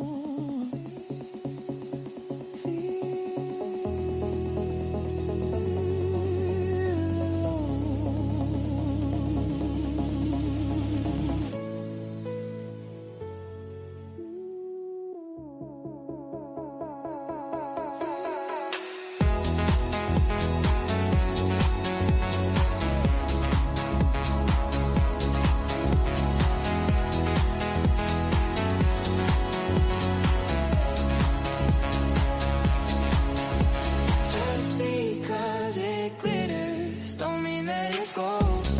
It's gold. There's someone out there who already knows. It's not about the fancy cars or clothes.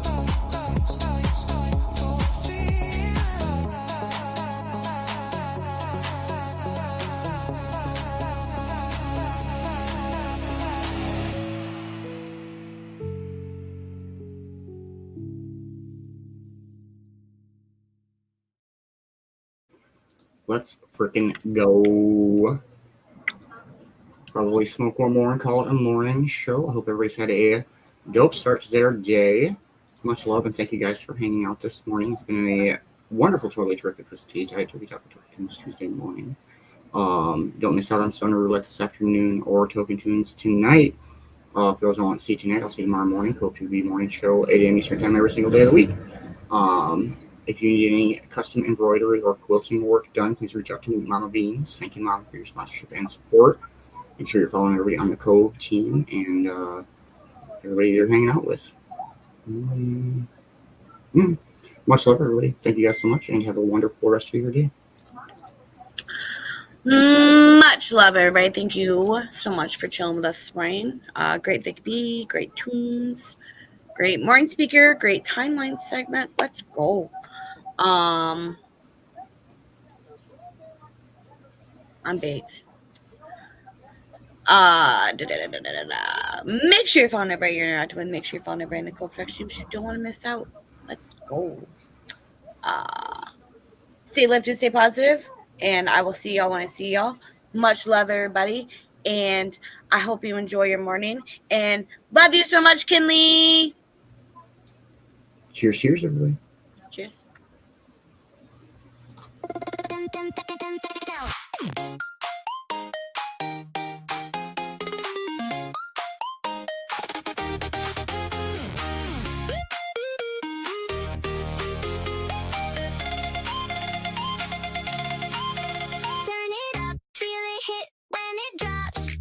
Hands in the air, yeah, the beat don't stop.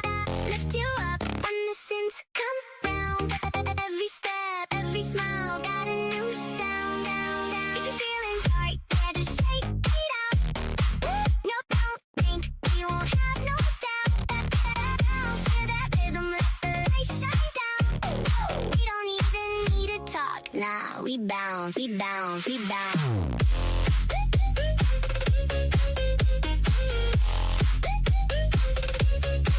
We bounce.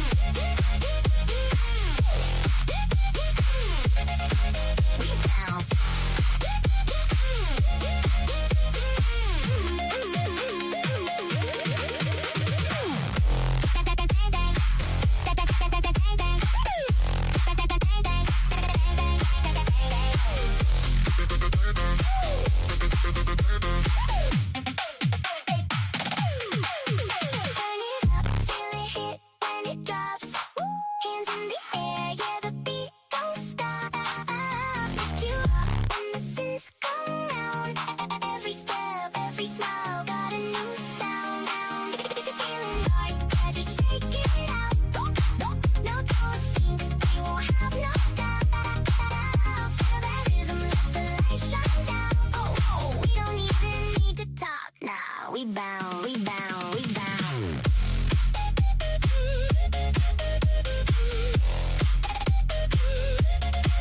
We bound.